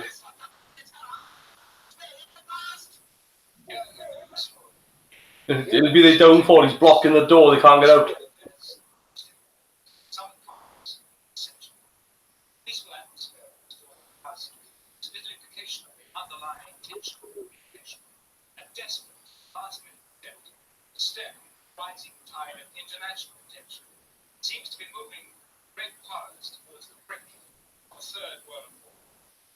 Arriving now Oh, Chris is gone again. Reginald Stark with his team of government aides working around the clock. Just dropped out.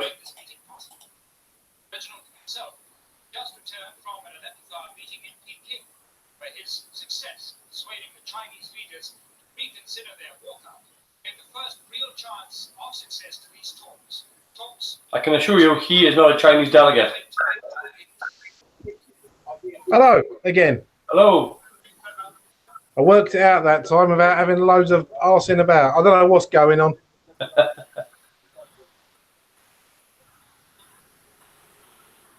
Again, what works well for this episode as well, these vehicles, yeah, they're older vehicles, but because it's an upper class type of thing, you can imagine that somebody would be driving a 1970s Bentley or Rolls.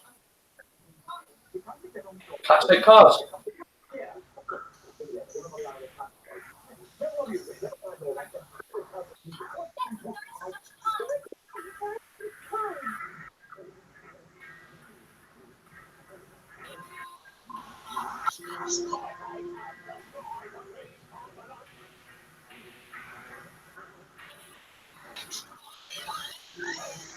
Yeah, they were all really crammed there, 'cause that tunnel isn't actually very big.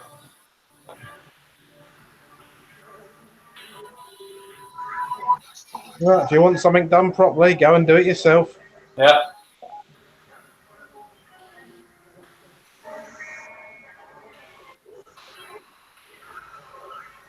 Shit has hit fan. Shit has hit fan.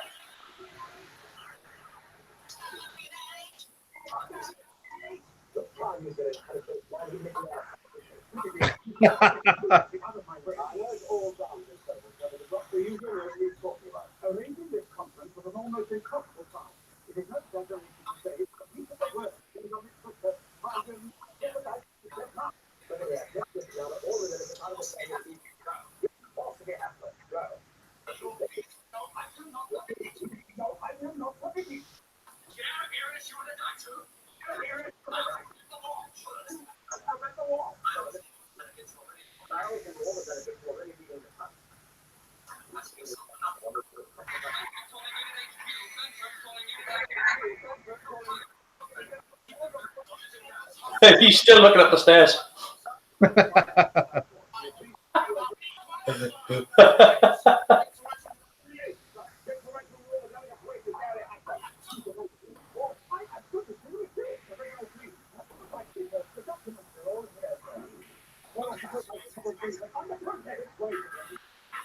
There we go.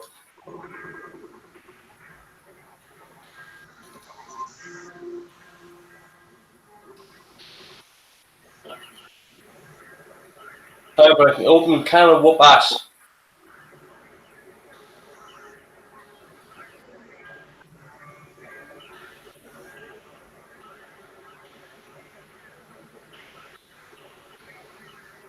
See, this you right here is what was wrong with Battlefield.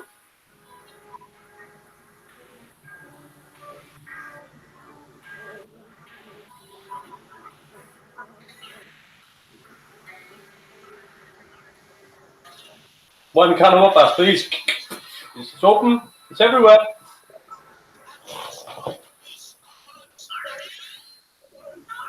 I like the fact they shot the cameraman.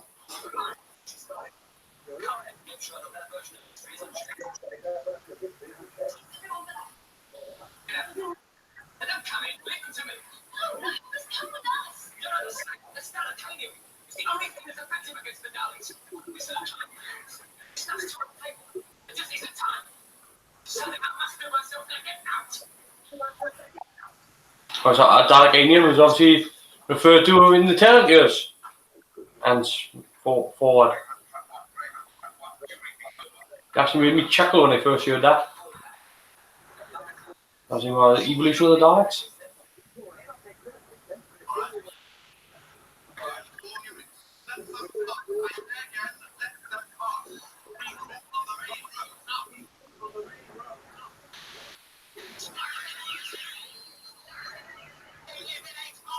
I think that guy dying there was actually the special edition producer. All this is new.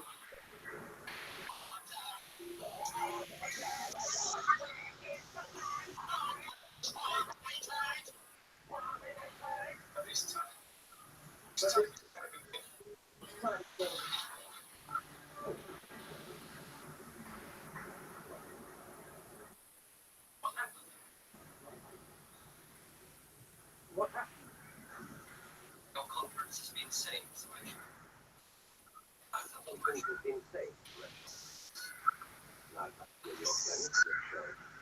Changed history for the better.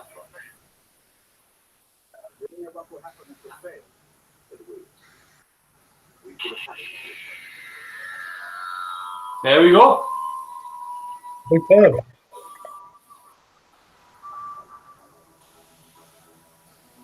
Just all sorts of up ass. That's it. That was well worth the wait. And the ramp up at the end there is just crazy good. Just absolutely smashing. I'm just gonna let this run out for a second. Just wanna, I don't really watch the Pertwee theme to the end I just like it. But yeah, I can still see Darth Vader now, you bastard. My mum says I'm not. Well, she's wrong. Right, I'm going to link her to this video. So yeah, Day of the Daleks Special Edition.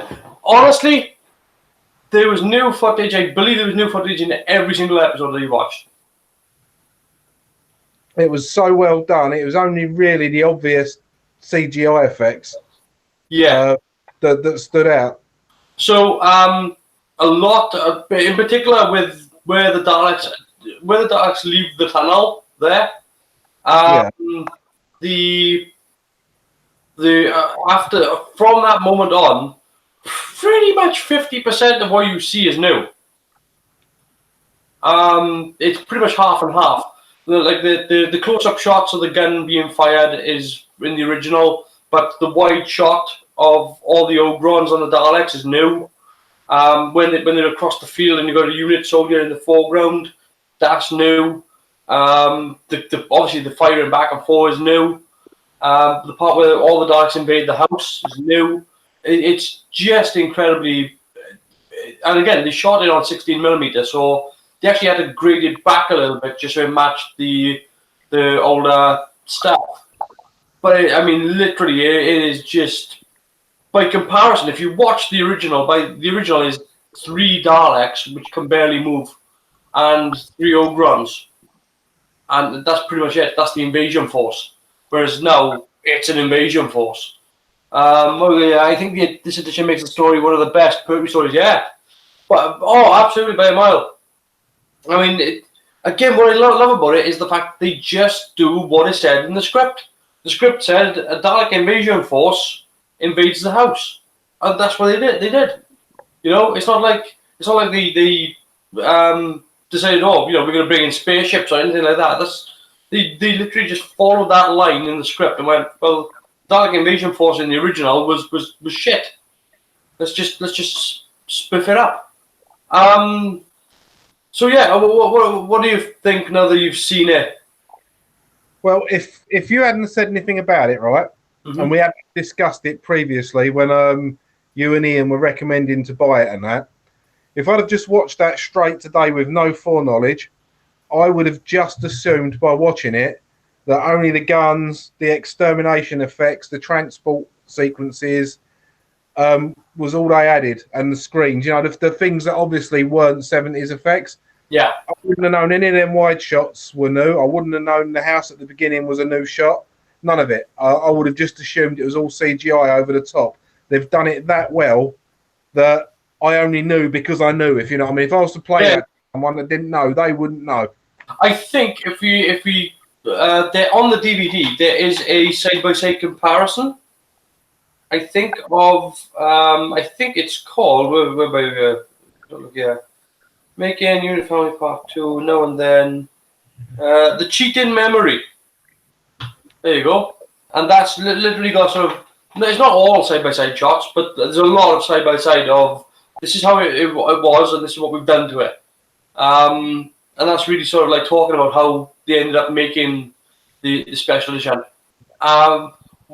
Again, what makes it a special edition is the fact that what they have done is taken the story and just given it all the stuff that they couldn't have given it back in '72. That's literally all they've done.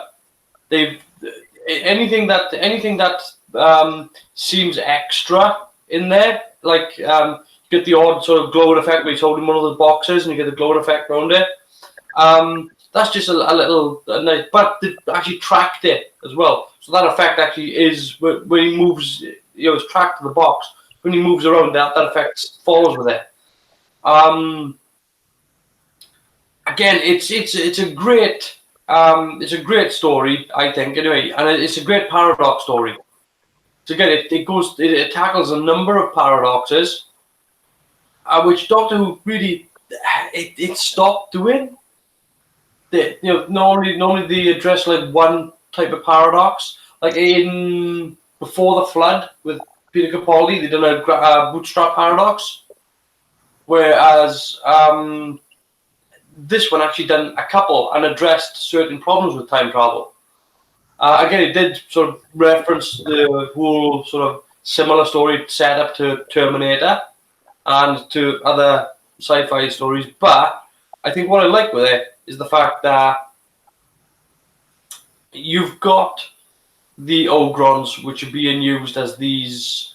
I think they started off being the original aggressors, but then ended up being sort of underused. But when you brought in the Daleks really did nothing at all that you saw right up until they started kicking ass, and that's good to build the threat. You know, you build it and build it and build it, and then you unleash. And I think, given that the last episode had a lot of exposition to get through to get to that point, I think it done it pretty well. You know, you don't normally, like, I think if they had shifted that exposition into the previous episode, it would have given more time so it wasn't such a rush to the finish. I mean, aside from the very sort of end of it, where the bomb goes off and then you got Pertwee talking to Sir Reginald, where he's like, you know, well, you've averted it now, you've done it. It would have been nice to see some sort of, like, you know, the Daleks sort of being pulled back through time or something, just as an extra shot. But hey, look, again, that would be dicking with the original story. I'm happy they didn't. We got a glorious piece of restorated. It's not even a word. Restoration episode of Doctor Who, and again, I think it sets the standard by how it should be done. That's not going to say about it not being rescored, because that was the original music as well. Oh yeah, but again, with the original music was done. I've got to believe. I think it was done by 6 people. Right. So it was a small group of people. There were different sort of drummers and bass players and things.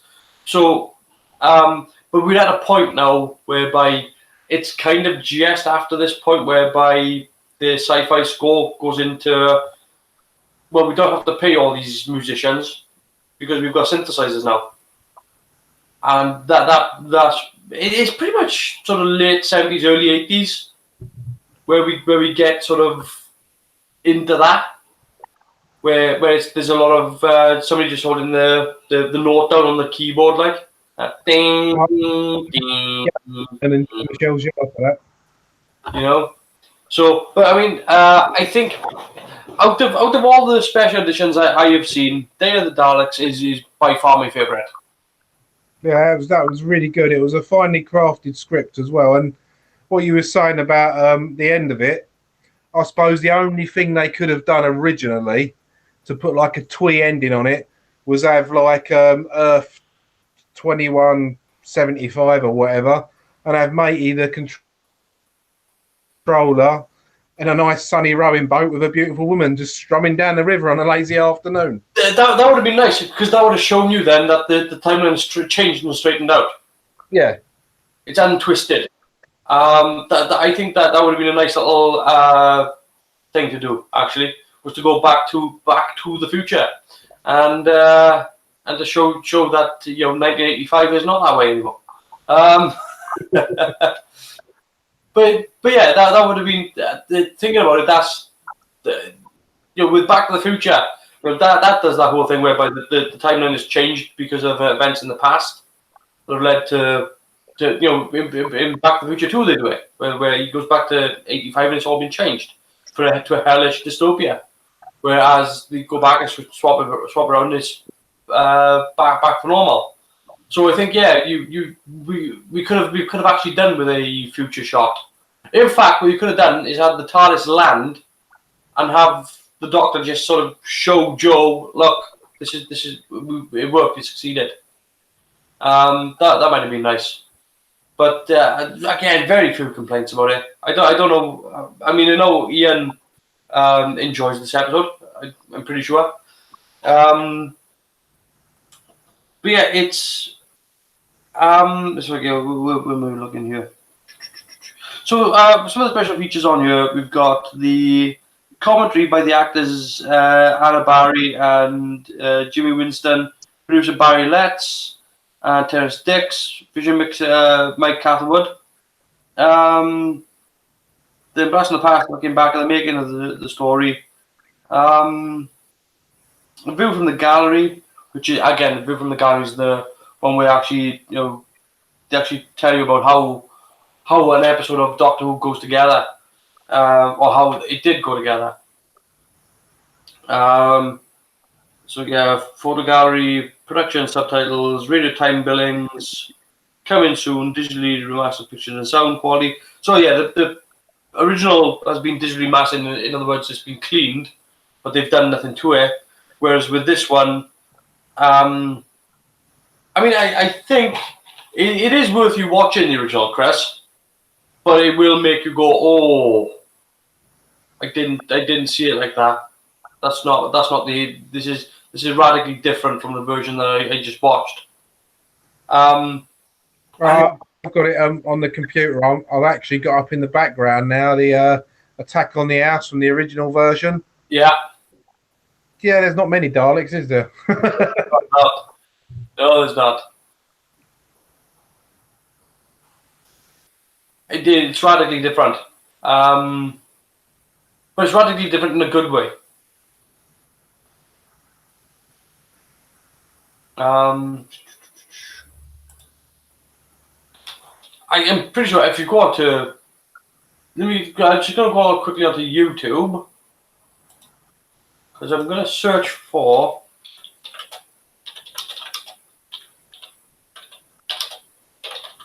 I'm searching for Day of the Daleks for the Dalek voices. So there is the original Dalek voice here as well.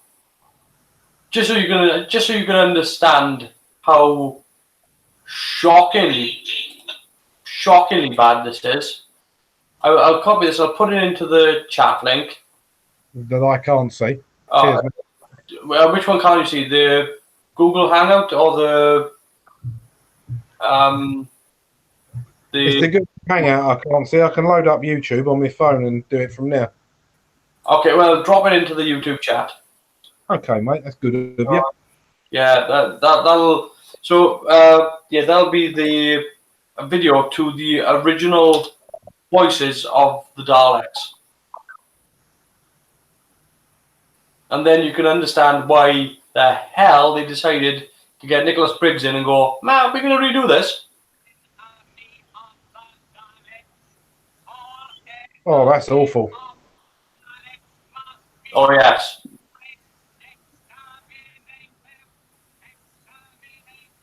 Oh, that's just a bloke with a sore throat. That is shocking. And it's like that throughout. And the other Daleks don't even sound like him. No Roy Skelton there then? No. Well, it had been 5 years since they'd previously done a Dalek story. So they really were unsure of what really sort of Daleks should have sounded like. They had a general sort of in the back of their mind what they should have sounded like. But they didn't really... I mean, you've got to remember, at this time as well, there were lost episodes of Doctor Who by now. They were already lost. So, yeah, it was just a little bit weird that they didn't have an actual analog for what the Daleks sounded like. So it was great that they actually went back and redid that. But again, if you look at the original effects, it was really, it was crying out for it. And they were, what they ended up doing was literally just giving it a bit of TLC. And that's how a special edition should be treated. I don't care how what you do to a. I mean, I would love a Remembrance of the Daleks special edition, but I would like it done with the same love that this has been given, because I don't want effects for the sake of effects. Like again, with the adding in the 22nd century effects, whereby you looks up and you see the Dalek towers, those big, tall green spires with a big circular graphic on them.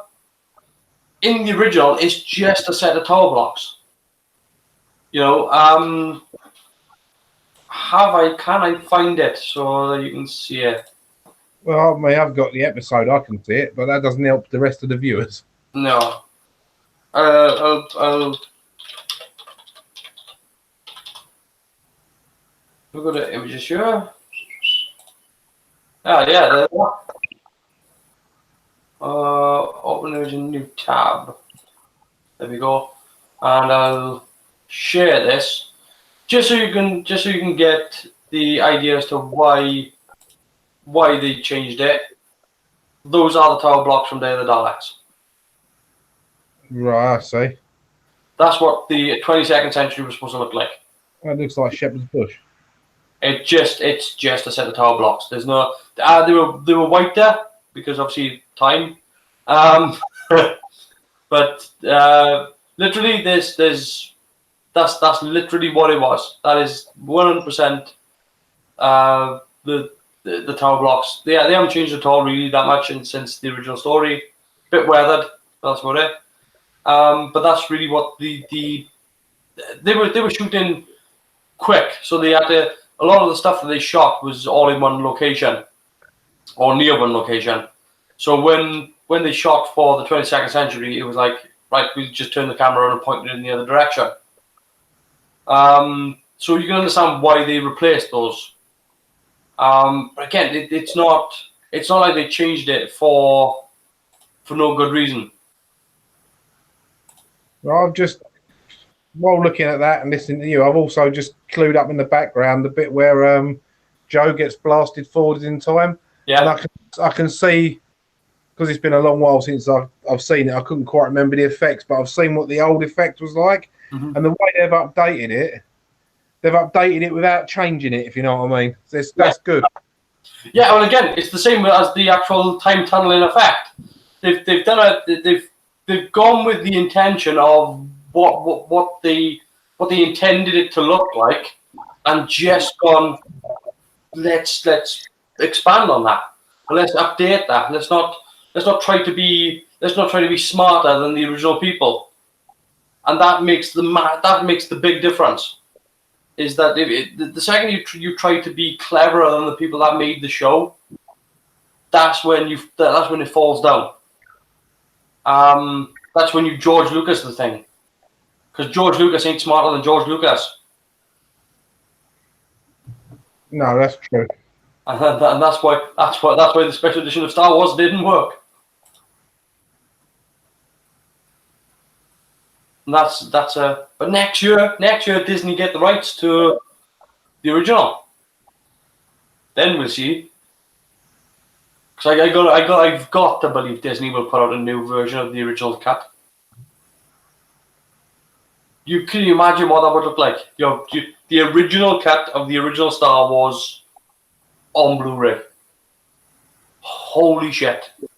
That's gonna fly off shelves. Straight over there into that one. It is. Well, I mean, the version of Star Wars I like is the pre-CGI cleaned up version where they got rid of some of the. Yeah. Yeah. I mean, it's again, but this is the big difference. He was arbitrarily putting in stuff to try to, populate the universe, I guess. He was trying to be clever by adding things that didn't need to be added and changing stuff that didn't need to be changed.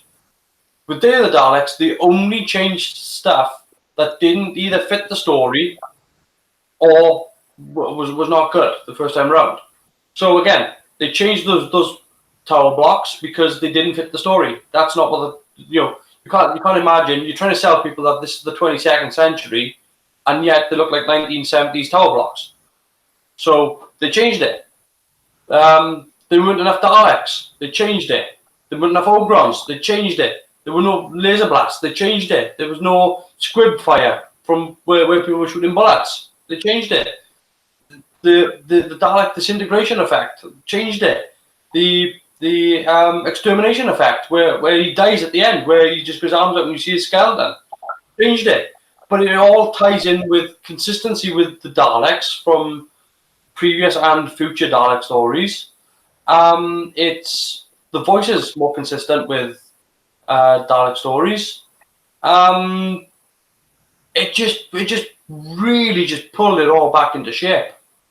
And it was well, the first time I saw it, I'll be honest, the first time I saw it, I thought, well, do I watch the original first or the special edition first? And I watched the special edition first. Then I went back and watched the original almost straight after. And I was pretty much like, it's not that this is unwatchable, it's just a shame I watched it the second time as opposed to the first time. Because if I had watched it first time, I would have been like, well, for the 1970s, this isn't bad. But because I watched the special edition first, it was a case of, oh, I can see why you changed that. So yeah, I don't really have a whole hell of a lot more to add to Day of the Daleks, aside from the fact that it's quite a very exciting addition and a start to Pertwee's run with the Daleks. And of course, going forward now with other Dalek stories, goes into the sort of the Tom Baker run as well. And of course, every single time they do a Dalek story, Daleks stories tend to be, I don't really know of any sort of really awful Dalek stories. I'm trying to think, like probably Resurrection of the Daleks, Revelation of the Daleks, Colin Baker. I think Revelation of the Daleks is. So it's not that it's awful. It's just it's a difficult one to swallow. I find that some of the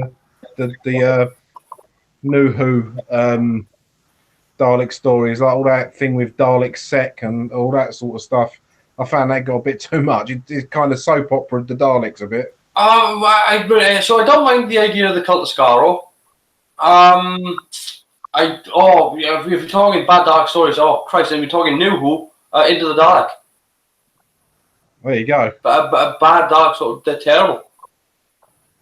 I mean, it was taken. The idea behind Into the Dalek was somebody had an idea for a level in a Doctor Who game,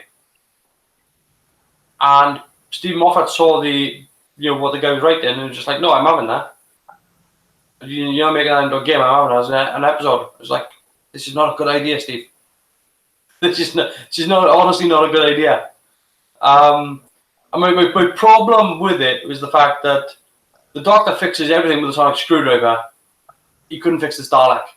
He had to get inside the Dalek. He couldn't open up the chassis either, like the way you would with a normal. If you were to fix anything else, mechanical, you would just open it up and the Dalek could have opened its shell, and the Doctor could have gone in there with the sonic and just gone, oh yeah, that's fixed.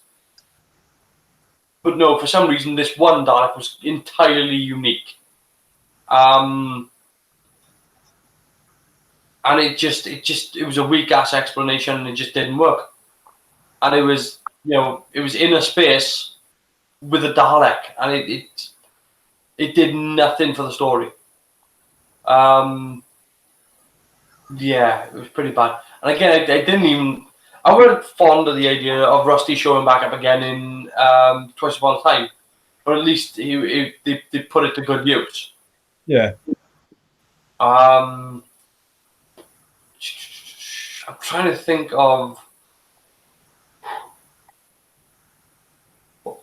Yeah, Into the Dark's got to be the worst Dark story. I can't think of one that's worse. But again, we are talking New Who, so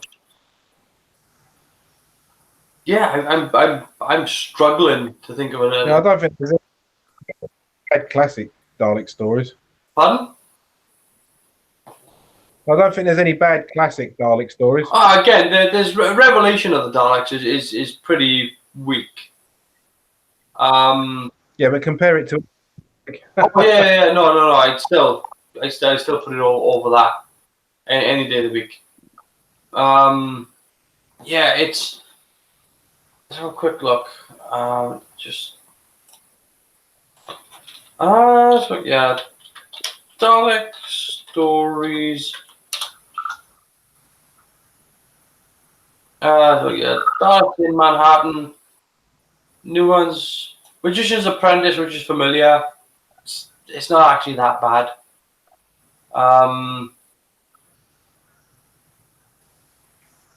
They do some weird stuff in that though.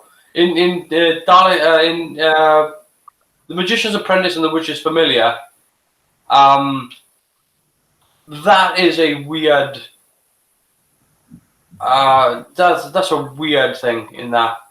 Like, it's the fact that the entire planet is cloaked and they walk out and it's not a spaceship and they just still walk and it's like, oh yeah, we've hidden the entire planet and yet you can't see it and you're standing on it. It's just a bit odd. So a planet is ropey. Yes.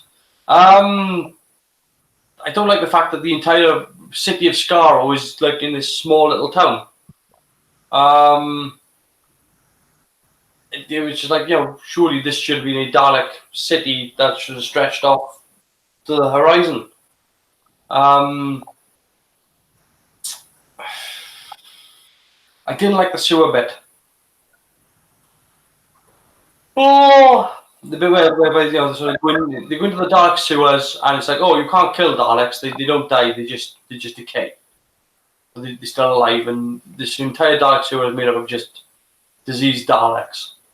And it's just like, okay, it's a nice idea, but it doesn't look good. It doesn't work well. And these Daleks, so yeah. Planet of the Dalek is Robbie and didn't like the Dalek sewers either. Yeah, and they didn't. They had enough of an interesting story between the Doctor and Davros, and the Snake guy, to really not have to worry about stuff like that. And it didn't make sense that they would just discard, these Daleks into the sewer. I mean, Daleks are cruel, but not to each other. But it wasn't. It was nice to see the other Daleks again. All the sort of, and it was nice to see the 60s sex back again. Again, it's one thing that I love about Doctor Who, that it remains consistent with stuff that's gone 50 years ago. And there's very few shows about today now that pay that much respect to something that happened from such a long time ago, and don't try to change it. Don't try to update it or improve it. Or it's just like, no, this is how it looked. This is how it still looks. And it's quite good. I like it. I like the fact that it's respectful to the original design, and I like the fact that they're not trying to outsmart the original thinkers of the show.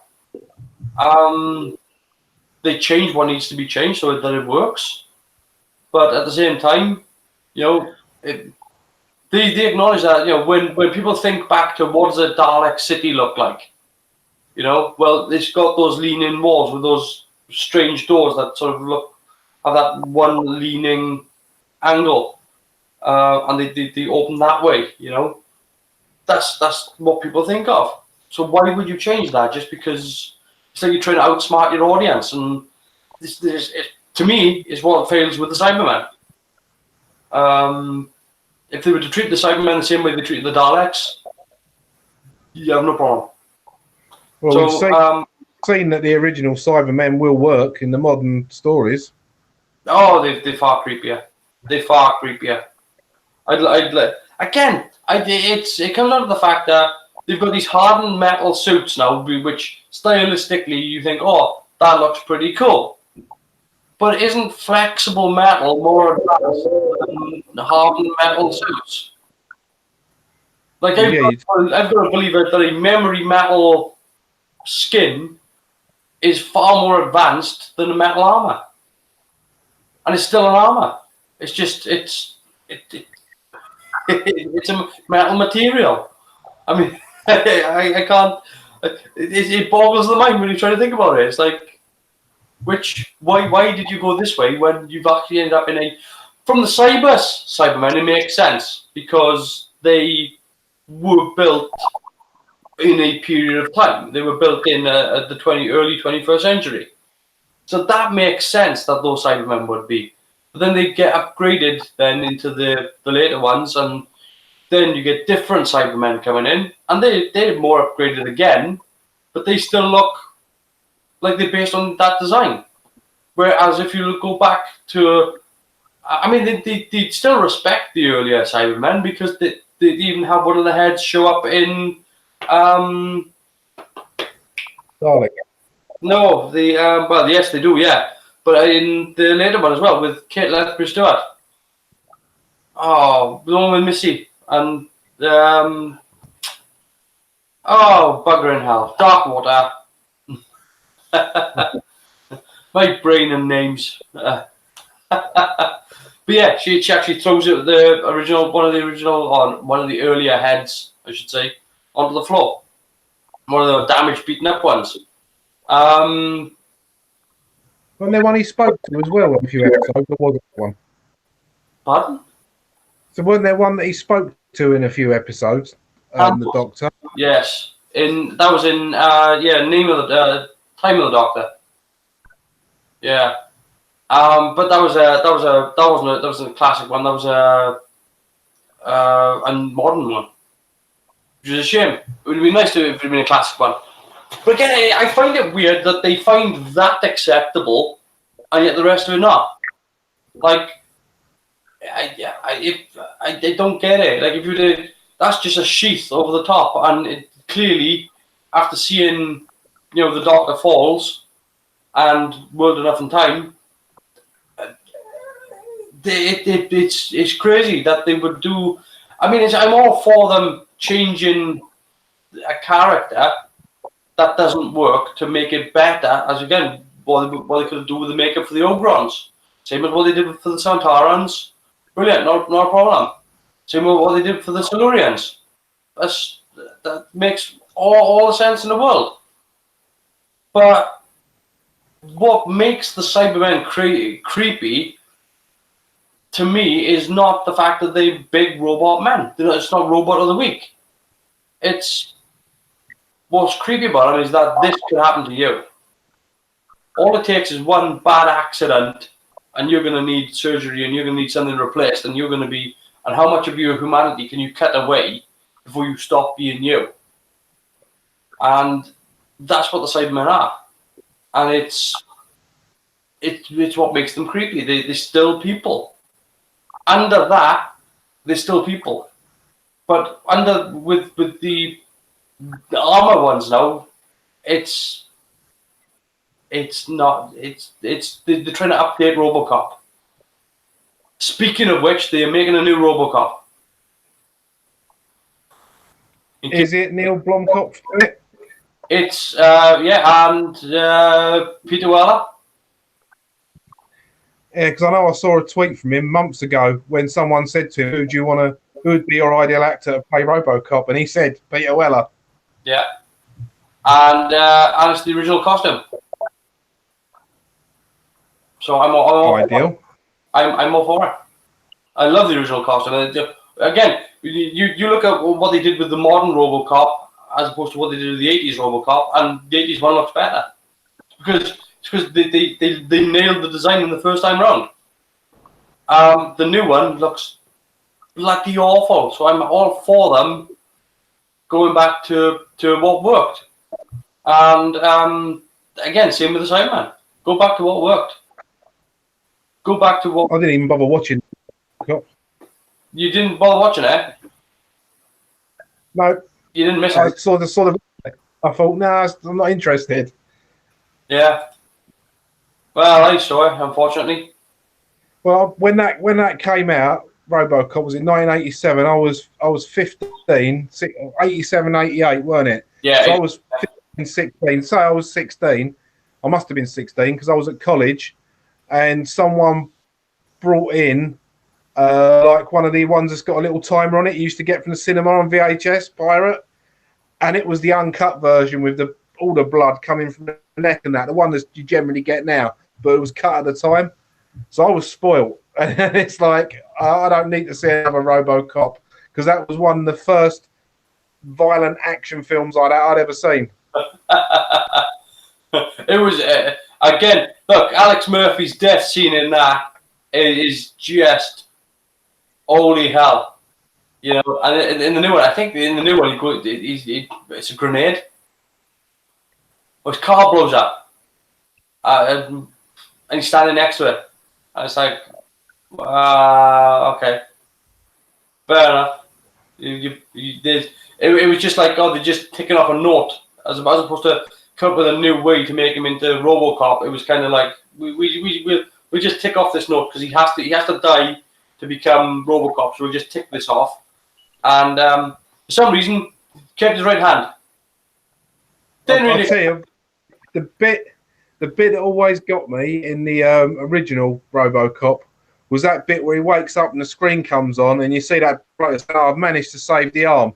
The other guy goes, "No, lose the arm," and then he shuts off again. I was like, that when I was a kid, that was like, "Oh fuck, that's dark." Yeah. But yeah, it's just yeah.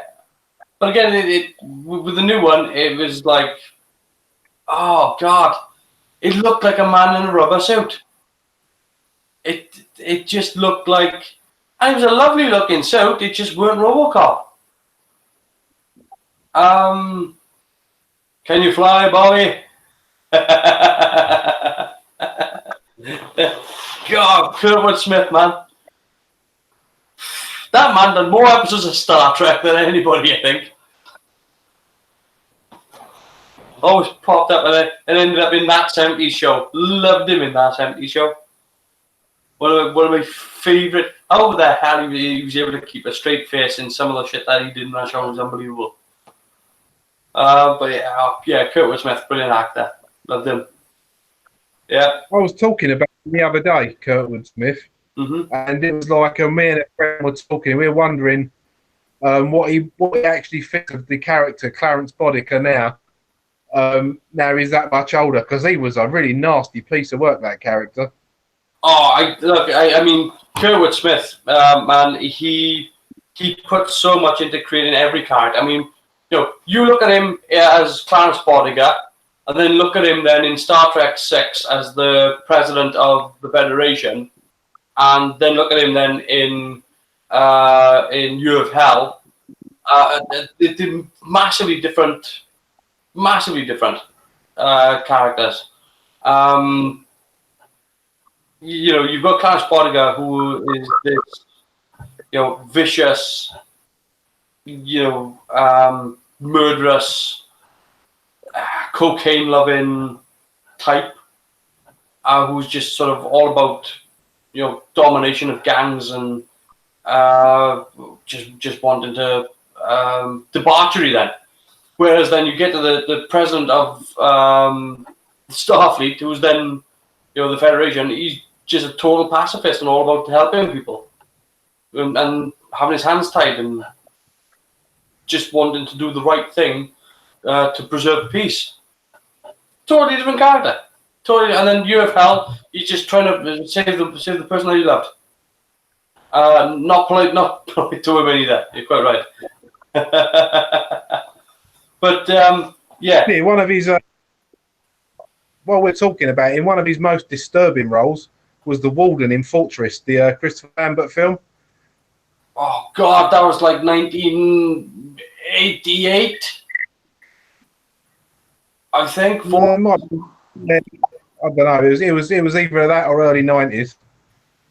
Oh, it was a long time ago, back when Christopher Lambert had a career. It might have been 1992. Oh, not a good rating either. really liked that film, so Yeah. Yeah. They know good. Yeah, we he's the director. Yeah. But again, I think everybody loves him from that 70s show. Just, he give himself a new catchphrase and yeah, dumbass. Just brilliant. Brilliant. The very first episode I watched of that 70s show, I deliberately avoided it because I just thought I'm not going to be interested in it. The very first episode I watched, the entire scene where he's taking drugs and they're trying to talk to him, his parents are trying to talk to him, and Kurtwood Smith, and I'm trying to think of the woman's name now, the one who plays his wife, and they giving him this fucking bollocking, and the entire wall behind them is just doing this. And they played it like dead straight. Because the way they shot it was to just hang the set wall and just shake it from side to side. So that's actually happening behind them. So how the hell they managed to keep a straight face while that was going on, I never know. God knows what take it was. And then the next time, then it's scrolling. It's just brilliant. So yeah, that's kind of been it for this evening for Day of the Daleks. A good outing from Pertwee. Again, the man knows how to work props. The guy, the small things that he does. Like I said, the bit where he's showing the Brigadier how the gun worked. He could have just walked up. He could have taken the gun and just gone, look, poof, and just pulled the trigger. But he didn't. He looked at the gun, he examined it, and as an actor, he examined the prop and he got down, he aimed it, and then he fired it as well. And he does that with almost every. You notice it. Almost every prop that he holds, he's a very tactile worker, and like the dematerialization circuit. He picks it up, he looks at it, he's like, wait, which way around does this go? And then he's actually thinking about it, and then he goes, like that, and then puts it in. I was like, nobody does that. The only person I know that really does that much work with the prop is probably Brent Spiner. I'm trying to think of other people who are really good working props.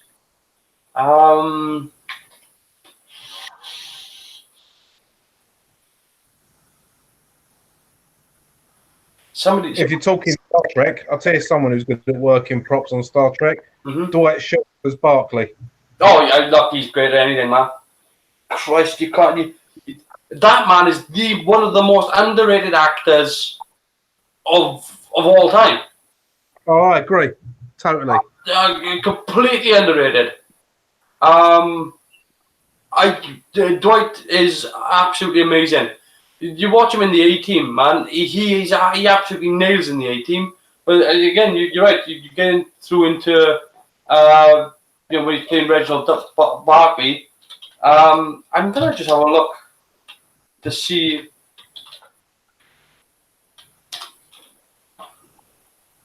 Okay, let's look at his IMDb, shall we?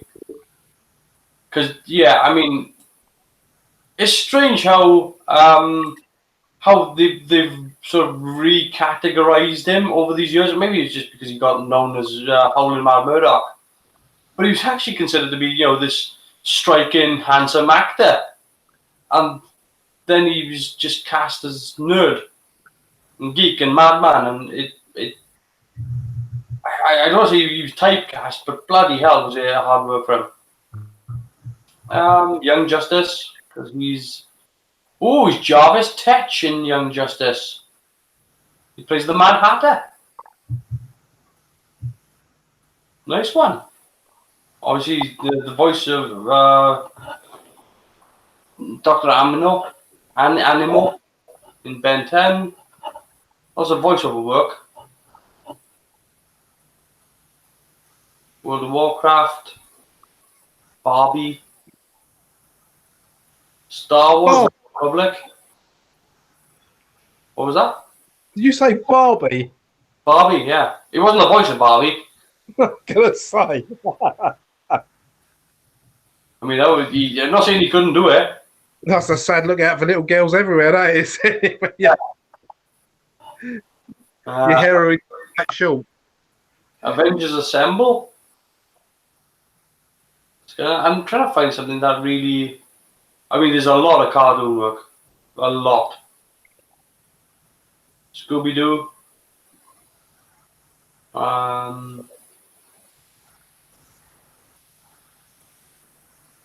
Yeah, the German Doctor in the 18 movie. Shockingly, it pisses me off that they do a movie based on an 80s or 90s property and they always approach it the same way. Let's make it a comedy. It's like, oh, God, that's why I hope they never make a Knight Rider or Airwolf movie. Because I know exactly what they'll do. Somebody just go, let's make it a comedy. I mean, the big failing with Baywatch was the fact that they made it Baywatch. If they called it something else, it would have worked totally as a comedy. But because they tried to make Baywatch, and that's the worst thing about it. Terminator Salvation, video game. Destroy All Humans. Spider-Man Web of Shadows. I think he's done a few voiceovers as Barkley on some of the Star Trek games. Oh, there's a lot of voiceover. Like a lot. But I mean, voiceover work, it's good pay. It's relatively easy because you know it still work, but by comparison, you don't have to show up for set. You don't have to get into costume, makeup, or anything like that. You just show up, do your job, go home. X-Men.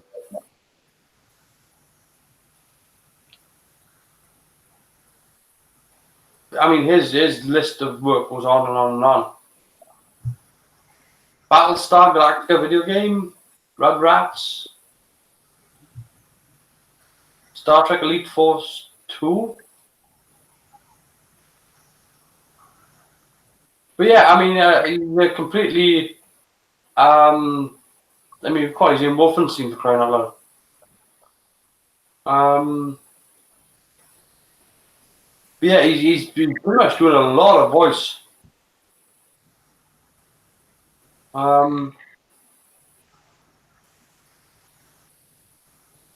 Yeah. Again, totally underrated actor. What are the real good fine actor?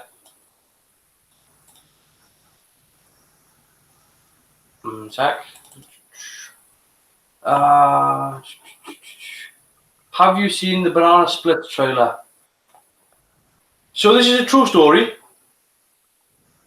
I could not watch the Banana Splits when I was a kid because as much as I love Doctor Who, I hated the Banana Splits because they scared the hell out of me.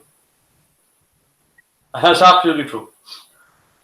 I couldn't. I don't know why, but I could watch Doctor Who to Kingdom Come, but I couldn't watch the Banana Splits. It's a horror movie. Well, for me it would be. At least. I don't know.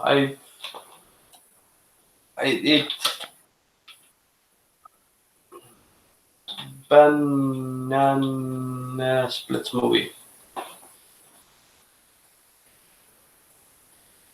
It is a horror film. Well, again, to me it was a horror anyway. That's how I would have seen it to begin with. So there's nothing. Yeah, there's nothing about that actually. Yeah, as a kid, Banana Splits scared the living shit out of me. I would actually go hide in the bathroom until it was off. My mother couldn't. She couldn't get me out of the bathroom. I was like trying to put a cat into a bathtub. I was like that, at the door. I was like, no, knock it off. Yeah. I could watch Doctor Who. I could watch all the monsters in Doctor Who, all the time. But Banana Splits, no. Nope, it wasn't happening. Hated them. Absolutely hated them. So if I want to shit the life out of you, you just got to creep up behind you and start saying tra la la a lot. Yeah, la na na na na na na na na na na na. Yeah, no, didn't like it. The second round featuring come on, I legged it. God, look at the creepy bastards. Oh, nothing about that looks good.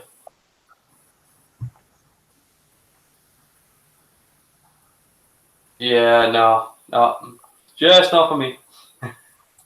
Some people just don't mesh with certain things. Which Doctor Who scared you as a kid? Was the Crinoid? Which Doctor Who scared me as a kid? That's a good question.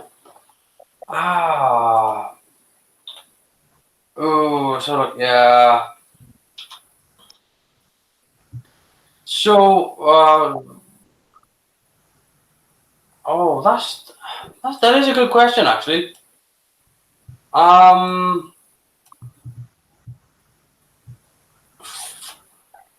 The Crinoid was the big planty type thing, wasn't it?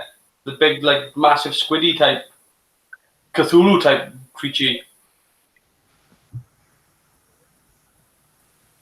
I don't know. I mean, if I had to say,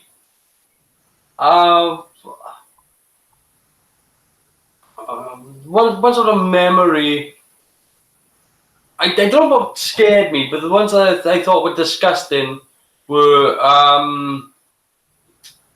oh hell, you know they've actually just put him back into makeup. What's it called? I can't remember the bloody name of them. The green creatures from the Colin Baker episode. Oh hell! Yeah, I've got to look this up. My brain is failing. Kids, don't do drugs. It's bad. It's not big and it's not clever. And you'll regret it later on. You won't remember it later on, but you'll regret it. So, what have I actually looked up? Doctor Who. Oh, come on.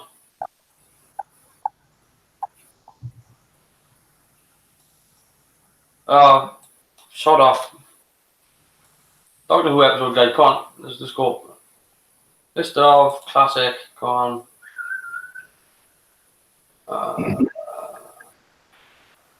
Sixth Doctor.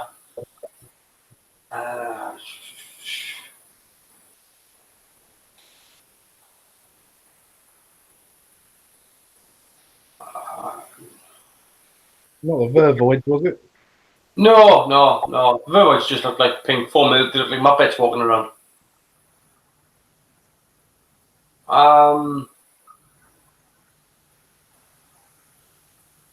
Was it? No, Mysterious Planet. I'm gonna say, I'm looking at it.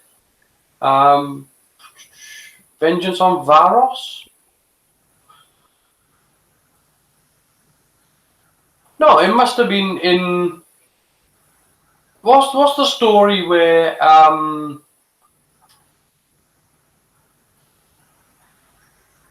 it wasn't in Terror of the Vervoids, or it might have been. But they weren't the Vervoids, were they? They were the what's the one whereby You're not talking about little thing Sill, are you? yeah. Still, the little green bloody because they don't they like torture Perry Yeah.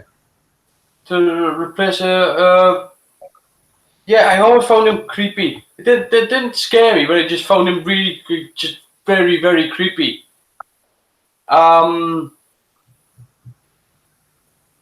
Yeah, but scared me.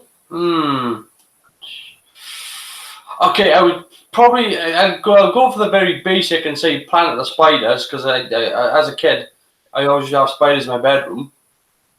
Because my bedroom in my parents' house was I had the boiler in my room, so it was always really really warm there. So it was really warm and very friendly for spiders. And so Planet of the Spiders they would have creeped me out. They're not horrified me though. Stop me from sleeping, maybe. I think.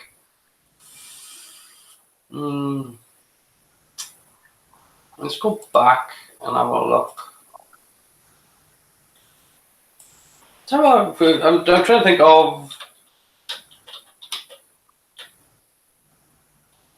because I'm trying to think of episodes that would have been playing when I was at that age. So, Fifth Doctor stories. Oh, I think if I've got this right, I think the Visitation would have creeped me out.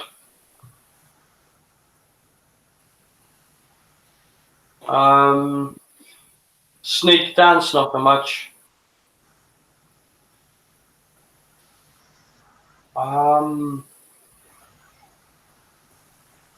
Frontier Snow.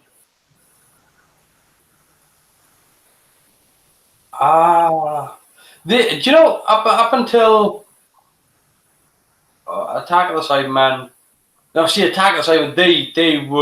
They handed the Cybermen the nuts back. That Attack of the Cybermen did do a good job of that. It made them fearsome. Like you need to worry about these people because they're gonna hurt you and they're gonna hurt you bad.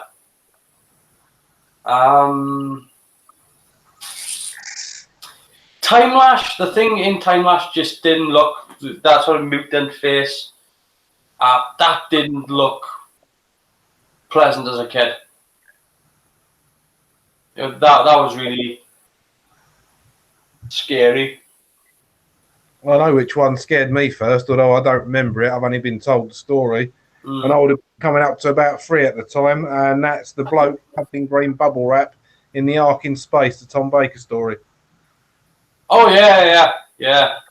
According to my mum, my nan had just got my nan and granddad had just got a colour telly, and I'd been fine with Doctor Who because my mum used to watch it and studied my dad, and I'd never seen it in colour. And apparently, when the green stuff happened, I did the actual running behind the sofa in it. So in a couple of weeks' time, we're going to be doing Paradise Towers, right? Yep. And I mentioned this before. One of the things that did scare me as a kid, which is one of the subtle things that you don't notice really about it. Keep an eye out for it. It's the 2 old women in Paradise Towers. They actually did. Oh, the cannibals. Yeah, because I caught onto it, and that actually did scare me. The shitty robots with the arm that you could walk away from, where people just stand there and go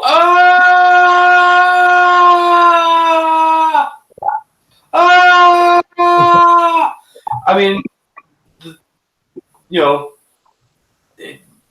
kind of gonna have to off yourself because they're not gonna do it for you, right? I bet I can name one that shit the life out of all of us, though. I know it shit the life out of you when you first watched it, and that'd be Blink. The sofa. Genuinely, right? No, because what happened when I watched Blink? The first time I watched Blink, I didn't get to watch it live. I had missed it because it had gone out earlier, and I was in work at the time, so I'd recorded it to watch it later. And what had happened was that I got home and it was turned out that I booked the next day off from work, so I wasn't gonna work the Sunday. So I thought I'll have a late night. I had gone out in the evening. I had gone to a club, and we were out and about, and then everybody decided to go home. And it was like I got home and it was just like I don't know, 10:15 in the night.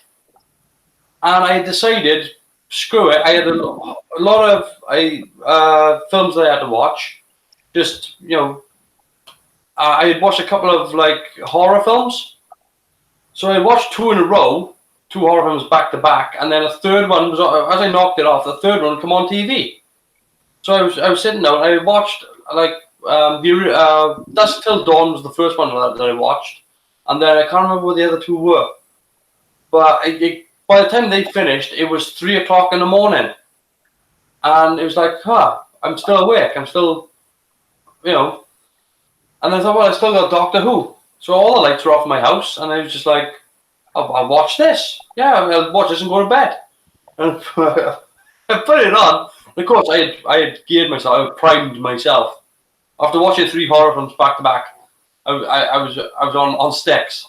And of course, when you did it mentally that way, and then you see these statues just go boom, boom, boom, and it's like, Jesus Christ, I wasn't expecting this. I didn't go to bed.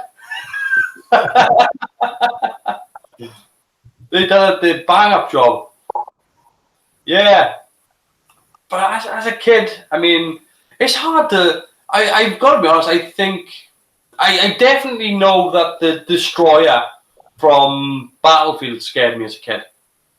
Because I mean, it's still to this day. We're going to be watching recently. The makeup is wonderful. It's very good. Yeah, that scared me. That did scare me. But I'm trying to think of, because survival, the cat creatures in survival, unless they're going to start singing memories, they're not that scary. The big cat. Have you seen the trailer for Cats? No, I've kept away from it. Oh mate, it is proper freaky. Yeah. It's worth watching when you get a chance, just to go, what the bloody hell is this all about? Yeah, Curse of Fenric, they didn't really scare me. Ghostlight, again, they haven't really done a really good ghost story. The best one that they did was Hyde, I think, with Matt Smith. That's probably the best ghost story that that's pretty creepy. Battlefield, no. Again, the Destroyer in that was pretty good. Greatest Show in the Galaxy, no.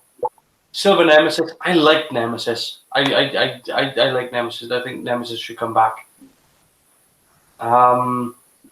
Despite they bolted the silver bit on, Nemesis was actually quite. And I like the witch in that as well. I thought she was good. Again, the classic era weren't afraid to do stories about magic. The Unhappiness Patrol. I give Happiness Patrol a rough deal, right, all the time, and I'm not afraid to give it a rough deal. Here's the thing. Here's the absolute truth about the Happiness Patrol. They ballsed it up, and they haven't done a Happiness Patrol special edition like the Day of the Daleks special edition to straighten the bastard back out again.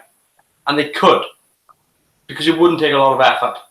But the problem with Happiness Patrol, for me personally, is that the sets are pretty good, but they all look like sets. It doesn't look like a place. And part of the problem with that is due to the sound design, because it's like when they run up a set of stone steps and you hear, it's like that doesn't sound like stone. Remembers of the Daleks, probably one of my favorite Dalek story. I'm not going to say anything bad about that. Dragonfire, oof. And before you move off, Happiness Patrol, the one with that mad dog puppet in it. Happiness Patrol is the one with the Bertie Bassett. Yeah, it's got a weird dog puppet in it as well, isn't it?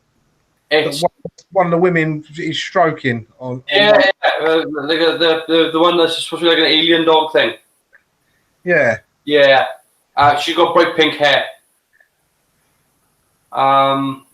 Been a long while since I've seen it, but yeah. I'm never going to forget Bertie Bassett. Moving on. It's not only the look of the puppet, it's the sound of the voice. The sound of the voice is ridiculous. Oh, Doctor, I'm an animal. Like, what the hell? How are you supposed to be afraid of that? Fifi. Yes. Yeah, it's just... Again, sort of the voice could be more creepy. You know, sort of shoot the odd thing here or there just to tidy it up a little bit. I mean, one of the people they even pointed out on the DVD that Happiness Patrol might potentially play better if it was in black and white, because it's very much of a film noir type story, but they don't follow through on it. So yeah, Dragonfire, no. It's not creepy. The dragon in that wasn't good because it didn't look anything like a dragon, so I don't know where the hell they got that from. That it should be more dragon-like. Delta and the Bannerman. Paradise Towers, Time and Ronnie. Did I miss? Oh no, Greatest Show in the Galaxy. Oh, I wasn't scared of those people. You know, the three people that watched the judges. I assumed that they were. I mean, they're supposed to be like the gods of Ragnarok. But they look more like to me the gods of Ragnarok. We're going to have to do Delta and the Bannerman one week just to watch you whine. So I know how much you love it. Like, Greatest Show in the Galaxy is actually has a great moment in that. There is a great. I genuinely, I will shake the hand of whoever did that moment. In Greatest Show of the Galaxy, at the end, whereby Sylvester is walking away and that tent blows up. Like, that is a very well set up pyro, and it just that blast goes off. And like Sylvester McCoy just doesn't break stride, just keeps walking, and the whole thing just goes boom. I was like, yeah, great, well done, good moment. Again, Happiness Patrol it's a shame because like with that show, it's like 80% really bloody good, and it's just the odd thing here or there that just absolutely drags it down. It's like it's flying high at this level, and then things go wrong, and it's like boom. Like there's parts in it whereby they've got their, and they're using it as an allegory for modern time as well. So they've got this older woman who's in charge, and she's kind of analogous to Margaret Thatcher then, and but they've banned they've got control on happiness, and so you're not allowed to be unhappy in the society. So nothing's allowed to be drab. So when the TARDIS lands, they paint the TARDIS pink. It's just the idea behind it actually works really, really well.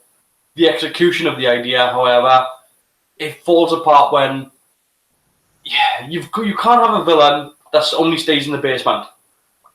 You've got to have a villain, like, for example, Darth Vader was a good foil for Palpatine because he was the big bad villain of Star Wars. But Darth Vader wasn't the big villain. The guy behind him was the big villain.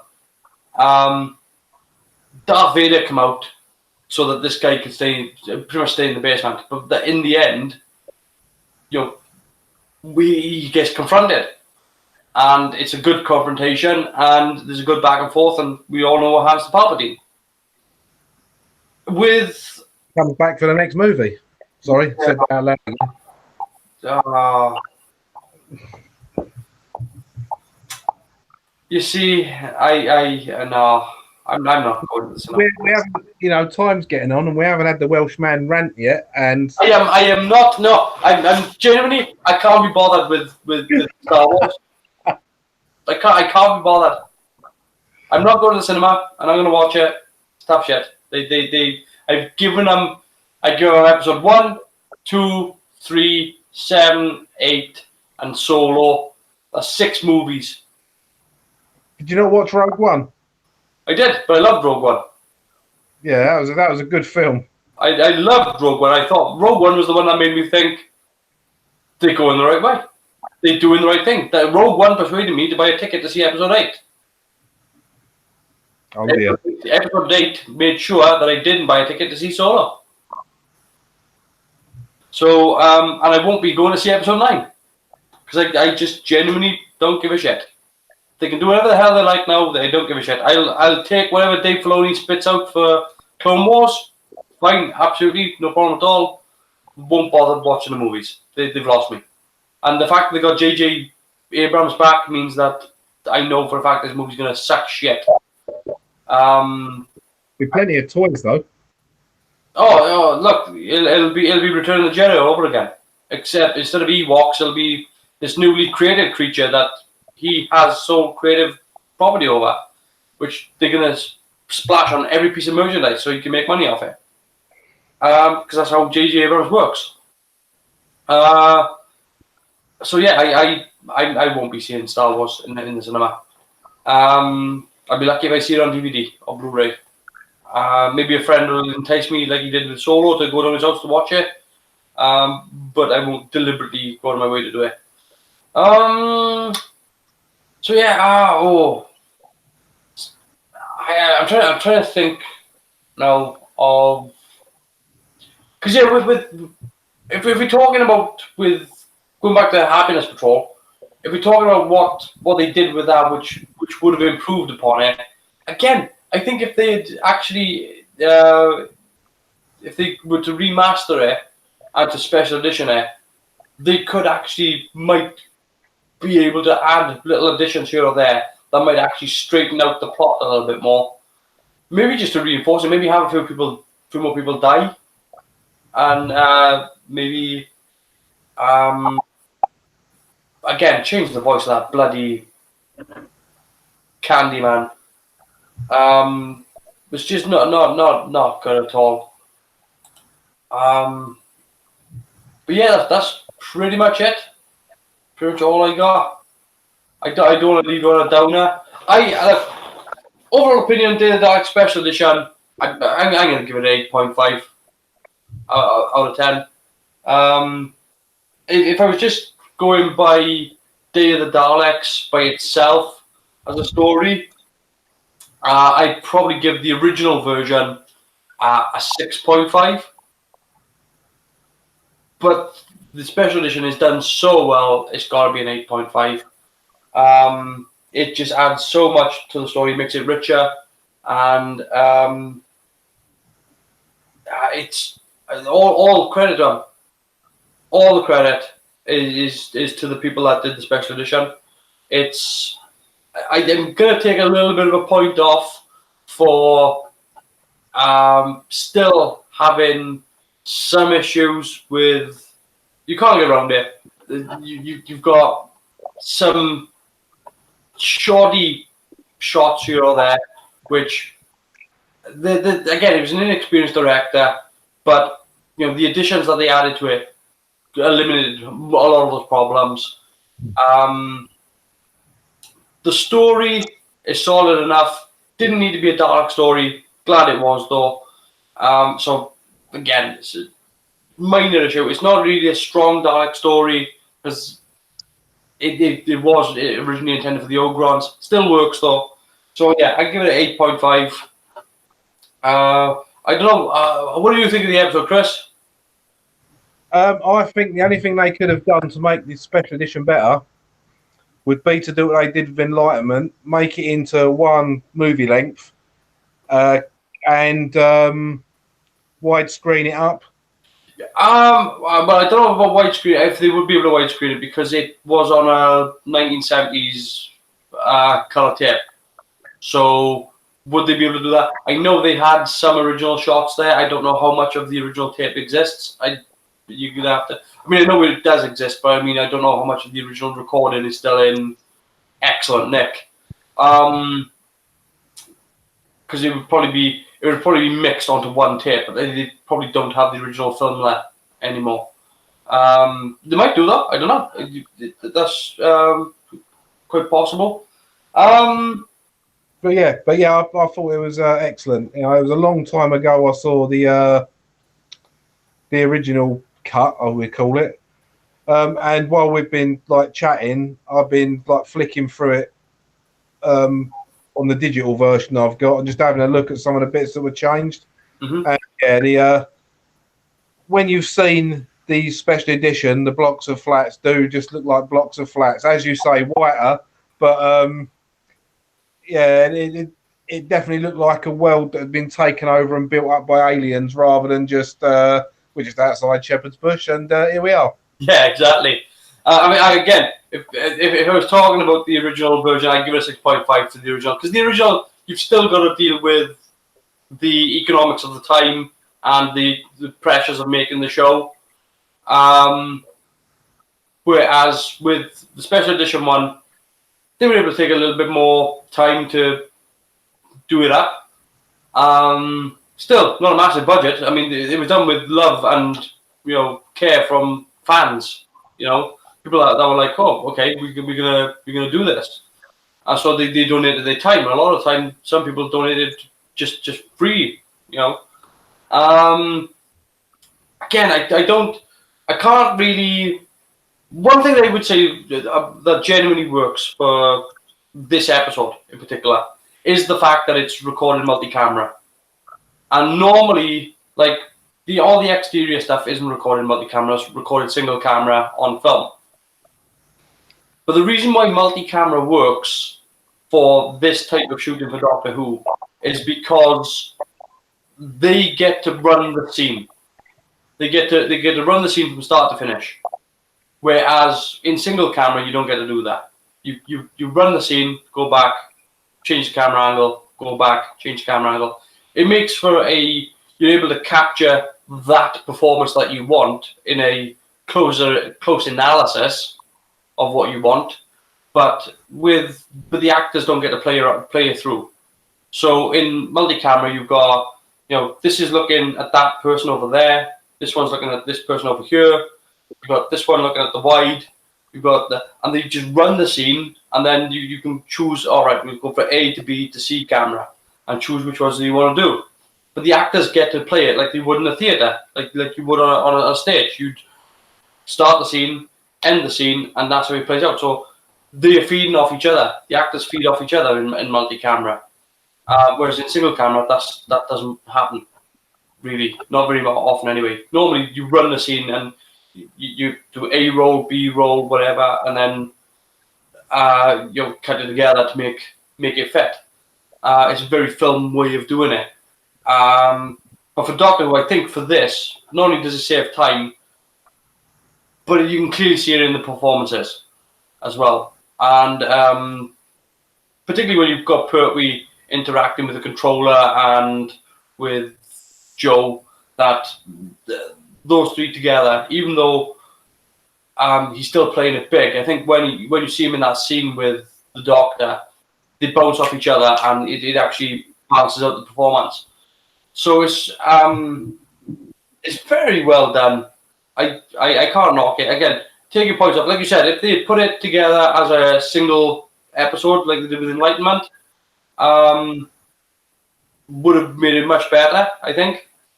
I think I would have tried to have taken out the scream from the second episode. Because in the second episode, they've got the Doctor Who scream as he fades out to the titles. And when they do the scene in the second episode, then it's still there.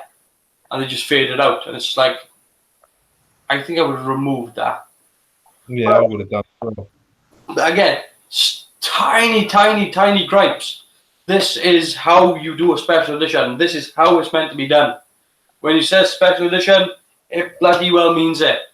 And it's the one I hold up as the example. It set a bloody high bar, and if we're just talking about how I rate the special edition, of how they did it, that's a 10 out of 10. Because I can't think of a better one. I genuinely, I'd have to look at T2 3D as a comparison. And that's it. That's all I got. So next week, we're going to be doing Scream of the Shalka, the animated episode. So that's going to be interesting because it has been a bloody long time since I've seen that. Yeah, same here. Yeah. So I'm looking forward to that. Yeah. It's been a good night. It has. Yeah. And, hopefully, at some point as well, we're going to have a sit down and think about what we're going to do about Blake 7 as well. Because I think we should cover Blake 7. I think there's a lot of 80s sci-fi that we could actually do. So I'm certainly up for it. I mean, I'm not about to do every one because I'm a bit more tied up during the week, but I can certainly pop in for a few. Yeah. Look, I obviously I've got other things on as well. But anytime that we can do, like, again with Blake 7, I'd love to give that a crack because it doesn't get a look in. It's a series that really should get much more of appraisal, and it should get much more respect from, because it often gets trodden on for the shitty looks of the costumes, the sets, the visual effects. They always brought up the wobbly sets, and it does have wobbly sets. It's where you really notice the wobbly sets, like when you get on the teleporter and somebody walks around and presses the button and the whole panel just goes boof, boof. It's like, okay, that's cheap. That's very cheap. But the story behind Blake 7 is just as good as anything you're ever going to see. It's a fantastic story. Does dip down to season 3, season 4, as a lot of TV shows did back then. They weren't trying to tentpole it to make it last longer. Because bloody hell. I mean, we spoiled these days. Shows doing 7 to 10 seasons is unheard of. Most shows back then done 3 to 5 years, and most. If you were lucky, you'd have a series that went over 3 years. I mean, yeah, I think only comedies, sitcoms went longer. So yeah, Blake 7 definitely needs love, definitely needs appreciation. I'm all for it. So we'll have to have a sit down and decide when we're going to do it. But until then, till next week when we'll be doing Scream of the Shalka, take care, take it easy, and see you later, guys. See you later, mate. Have a good week.